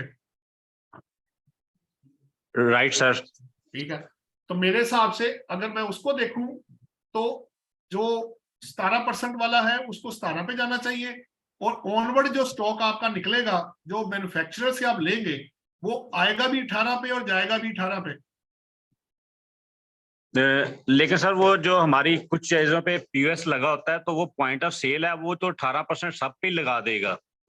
तो हमें अगर लगाएंगे तो वो 18% के साथ सारी निकाल देगा। टेक्निकली स्पीकिंग ये प्रैक्टिकली शायद पॉसिबल ना हो, क्योंकि वो जाके आगे हमने जो कैरी फॉरवर्ड सेल टैक्स करना होता है ना, तो वो उसमें जाके इम्पैक्ट कर देगा। उसका देखिए, अगर तो प्राइस आप चेंज करेंगे, मैं 17 की जगह 18, दो ही तरीके है ना, पहला मैं सेम प्राइस रखूं, या मैं आगे से 18 लेके बाकी डिफरेंशियल फिर आपको जमा कराना पड़ेगा। क्योंकि ये भी होता है, ये भी प्रैक्टिकल में आया कि अगर मैं रिटेल प्राइस से ज्यादा पे बेचना चाहता हूँ, पहले तो आप बेच नहीं सकते, आपको अलाउड नहीं है, लेकिन चूंकि सेल टैक्स की वजह से प्राइस बढ़ गई है, अगर मैं आगे से 1% इनवॉइस जनरेट करके उस पर ले लेता हूँ, तो वो पैसा आपका नहीं होगा, वो स्टेट को आपको जमा कराना पड़ेगा। ऐसे भी हो जाता है। अगर आपने इनएडवर्टेंटली, ये भी एक सवाल है, अगर एक बंदा इनएडवर्टेंटली या एडवर्टेंटली सेल टैक्स ज्यादा चार्ज कर लेता है और चीज पास ऑन हो जाती है, तो वो जो पैसा आपने कमाया होगा वो आपका नहीं होगा, वो स्टेट के पास जाएगा। हाँ सर, यही ज्यादा पॉसिबल सोल्यूशन है जो आपने यही कहा है कि वो स्टेट को हमें जमा करवाना पड़ेगा। लेकिन सर एक चीज जो आपके मतलब आंसर से मैंने गेट की है कि रिटेल वाली आइटम को मैं एज पर लॉ नहीं सेल कर सकता एक्सेस रिटेल पे, या मतलब कर सकता हूँ लेकिन वो भी जमा करवाना पड़ेगा? कर सकते हैं, फिर आपको इनवॉइस जनरेट करनी पड़ेगी ना, फिर आपसे हाँ। मैन्युफैक्चरर भी तो पूछेगा ना कि आपको तो परमिशन नहीं थी, आपने ज्यादा पे कैसे बेच दी, मेरी प्राइस तो ऊपर लगी हुई है 300 रुपए, आपने 350 पे कैसे बेच दी। लेकिन अगर आप ऐसे करते हैं और वैलिड इनवॉइस आपके पास है, तो उसके ऊपर इनकम टैक्स और सेल टैक्स फिर आपने पे करना है, वो आप कलेक्ट करके सेल टैक्स उधर जमा करा देंगे, और इनकम टैक्स में भी आपको प्राइस वही शो करनी पड़ेगी जिसपे आपने इनवॉइस जनरेट की है। चलिए, थैंक यू सर। ये क्योंकि आप कहेंगे चीज महंगी हो गई है जी, क्योंकि आप सिंपली कहेंगे चीज महंगी हो गई है जी, ठीक है। तो सर ये इंपोर्ट के आइटम में वैसे ऐसा नहीं हो सकता, क्योंकि मैन्युफैक्चरर तो मुझे पूछेगा नहीं, इंपोर्ट मैंने बाहर से की या ला के, अब वो थर्ड शेड्यूल की आइटम है, तो मैं मतलब मैक्सिमम प्राइस पे भी सेल कर सकता हूँ, और वो एक्सेस जो सेल टैक्स होगा वो गवर्नमेंट को जमा करवा दूंगा। सर आप जी सर अब लास्ट, क्योंकि 2 मिनट रह गए, तो मुझे एक चीज पे अब आपकी ओपिनियन चाहिए। वो ये है कि ये जो हम प्रोफाइल बनाते हैं 181 के थ्रू, और जो हमारा प्रोफाइल का डाटा आ जाता है, तो वहां पे बिजनेस एक्टिविटीज भी हमें डालनी पड़ती है किसी इंडिविजुअल की। तो उसमें क्वेश्चन ये है कि उस पर कोई रहनुमाई है कोई ऐसी कि जिसपे पता चले कि यार हमने इस पे बताना क्या क्या है? क्योंकि अभी कुछ मैंने प्रोफाइल ऐसी देखी है कि लोग अपना जो प्राइवेट लिमिटेड का बिजनेस है वो भी अपनी बिजनेस एक्टिविटी में शो कर रहे होते हैं। नहीं नहीं नहीं नहीं, देखिए ना, जिसका प्रोफाइल है उसी का नेचर ऑफ बिजनेस आएगा ना। वो शेयर होल्डर अपने आप को समझता है और कहता है कि क्योंकि मैं शेयर होल्डर हूं और मुझे वो बिजनेस भी दिखाना पड़ेगा, तो मतलब इस तरह की मतलब बातें सुनने को मिल जाती है। अभी एक पहले हमारे दोस्त ने जिसने आपसे क्वेश्चन नहीं, यहाँ रुक जाए, जब आपने कहा कि आप शेयर होल्डर है, तो बिजनेस आपका है कि कंपनी का है? सर कंपनी का, क्योंकि वो सेपरेट। तो आपको तो डिविडेंड मिलना है ना, अल्टीमेटली प्रॉफिट आपका है, बिजनेस आपका है। लेकिन देखें, दोनों का एंटीएन अलग अलग है। अगर आपने कंपनी का ही प्रोफाइल अपने में ऐड करना है, तो कंपनी में और आप में फर्क क्या होगा? फिर आप अलग है, आपका स्टेटस एंटीएन अलग है, आप इंडिविजुअल है, ओनर है, डायरेक्टर है, एम्प्लॉई है। वो कंपनी अलग है। जब तक आप अपने नाम पे बिजनेस नहीं करेंगे, वो बिजनेस नहीं आप डाल सकते। सर मैं आपसे बिल्कुल एग्री कर रहा हूँ कि मेरी राय में भी यही होना चाहिए जो आप बता रहे हैं, हमें गाइड कर रहे हैं। लेकिन इस तरह के इश्यूज आ जाते हैं, तो क्वेश्चन असल में ये है कि जो प्रोफाइल है इसके बारे में मतलब कहाँ पे सही हमें गाइडेंस मिल सकती है कि यार ये चीजें आपने इस पे क्या पुट करनी है? देखिए, जब आप किसी का प्रोफाइल ऐड करते हैं, इंडिविजुअल एओपी या कंपनी का, तो वो रिस्पेक्टिव टैक्स पेयर का प्रोफाइल है ना। इसमें क्या मसला है? उलझन क्या है? कोई कबाहत नहीं है इसके अंदर, कोई कंफ्यूजन नहीं है। अगर आप मिक्स करने की, अब अगर मैं पार्टनर हूं एक फर्म में, तो वो बिजनेस एओपी रन कर रही है, मैं तो शेयर होल्डर हूं, मैं तो इन्वेस्टर हूं ना उसके अंदर, मैं तो पार्टनर हूं। Partner in ABC and company, partner in private, director in private limited company, बस। और क्या लिखना है आपने? आप बिजनेस नहीं कर रहे, बिजनेस तो कंपनी कर रही है या एओपी कर रही है। या अगर आप सोल प्रोप्राइटर होते तो फिर आप अपना बिजनेस ऐड करते। एक और आपका कोई और सवाल है? नहीं sir, thank you sir, so nice Thank of you, you. मतलब आपने बड़ा अच्छा गाइड किया है। एक और भी कोई कर रहे थे, देख ले लास्ट वो कोई जवाब साहब है। तो जवाहर साहब को सर वो था कंपनी वाला, वो जो ऑडिट वाला क्वेश्चन था कि ऑडिट काम पे तो हो sales गया, को हो गया, क्लियर हो जी, गया। हो गया, हो गया। मैं सर वाइंड अप करता हूँ इसको अब इंशाल्लाह। जी। बहुत शुक्रिया जी। पिफा फैसलाबाद ब्रांच काउंसिल ने जो टैक्स लॉ अमेंडमेंट थी, जो एक्ट बन गया, पहले हम इसको एसआरओ की शक्ल में पहले देखा, फिर उसके बाद ये ऑर्डिनेंस बिल की और शक्ल। एक्ट बनने के मराहिल से गुजरता हुआ एक्ट बन गया। आज उस पर हमने बड़ी सैर हासिल बहस की, आप सब लोगों के क्वेश्चन आंसर भी किए, और हमारे मोस्ट लर्नड स्पीकर जो माशाल्लाह अथॉरिटी समझे जाते हैं टैक्स लॉ पर, नदीम भट्ट साहब लाहौर से, उन्होंने हमें ज्वाइन किया हुआ था। मैं भट्ट साहब आपका खसूसी तौर पर शुक्रिया अदा करता हूँ, आपने मैं अपने आपका कीमती वक्त शुक्रगुजार से कीमती वक्त से हमें नवाजा, और लोगों को इस अमेंडमेंट के हवाले से भी और जनरल टैक्स के क्वेश्चन के हवाले से भी, इवन काफ़ी तो क्वेश्चन रहते थे जो वर्किंग के हवाले थे, उन पर भी आपने बहुत अच्छा डिटेल से गाइड किया। मैं तमाम पार्टिसिपेंट का भी शुक्रिया अदा करता हूँ। ये हमारी इस वेबिनार की वीडियो फेसबुक पे मौजूद है, जो लोग मिस कर गए हैं वहाँ जाके देख सकते हैं। भट्ट साहब ने भी अपने सारी डिटेल बता दी थी कहाँ पे आप देख सकते हैं। कोई इस वाले से क्वेश्चन आप हों तो वो हमारा ईमेल एड्रेस आपको चैट बॉक्स में मिल गया है, वहाँ पे वो भी आप देख सकते हैं। बहुत शुक्रिया आप सब लोगों का। जज़ाकल्लाह। अस्सलाम वालेकुम।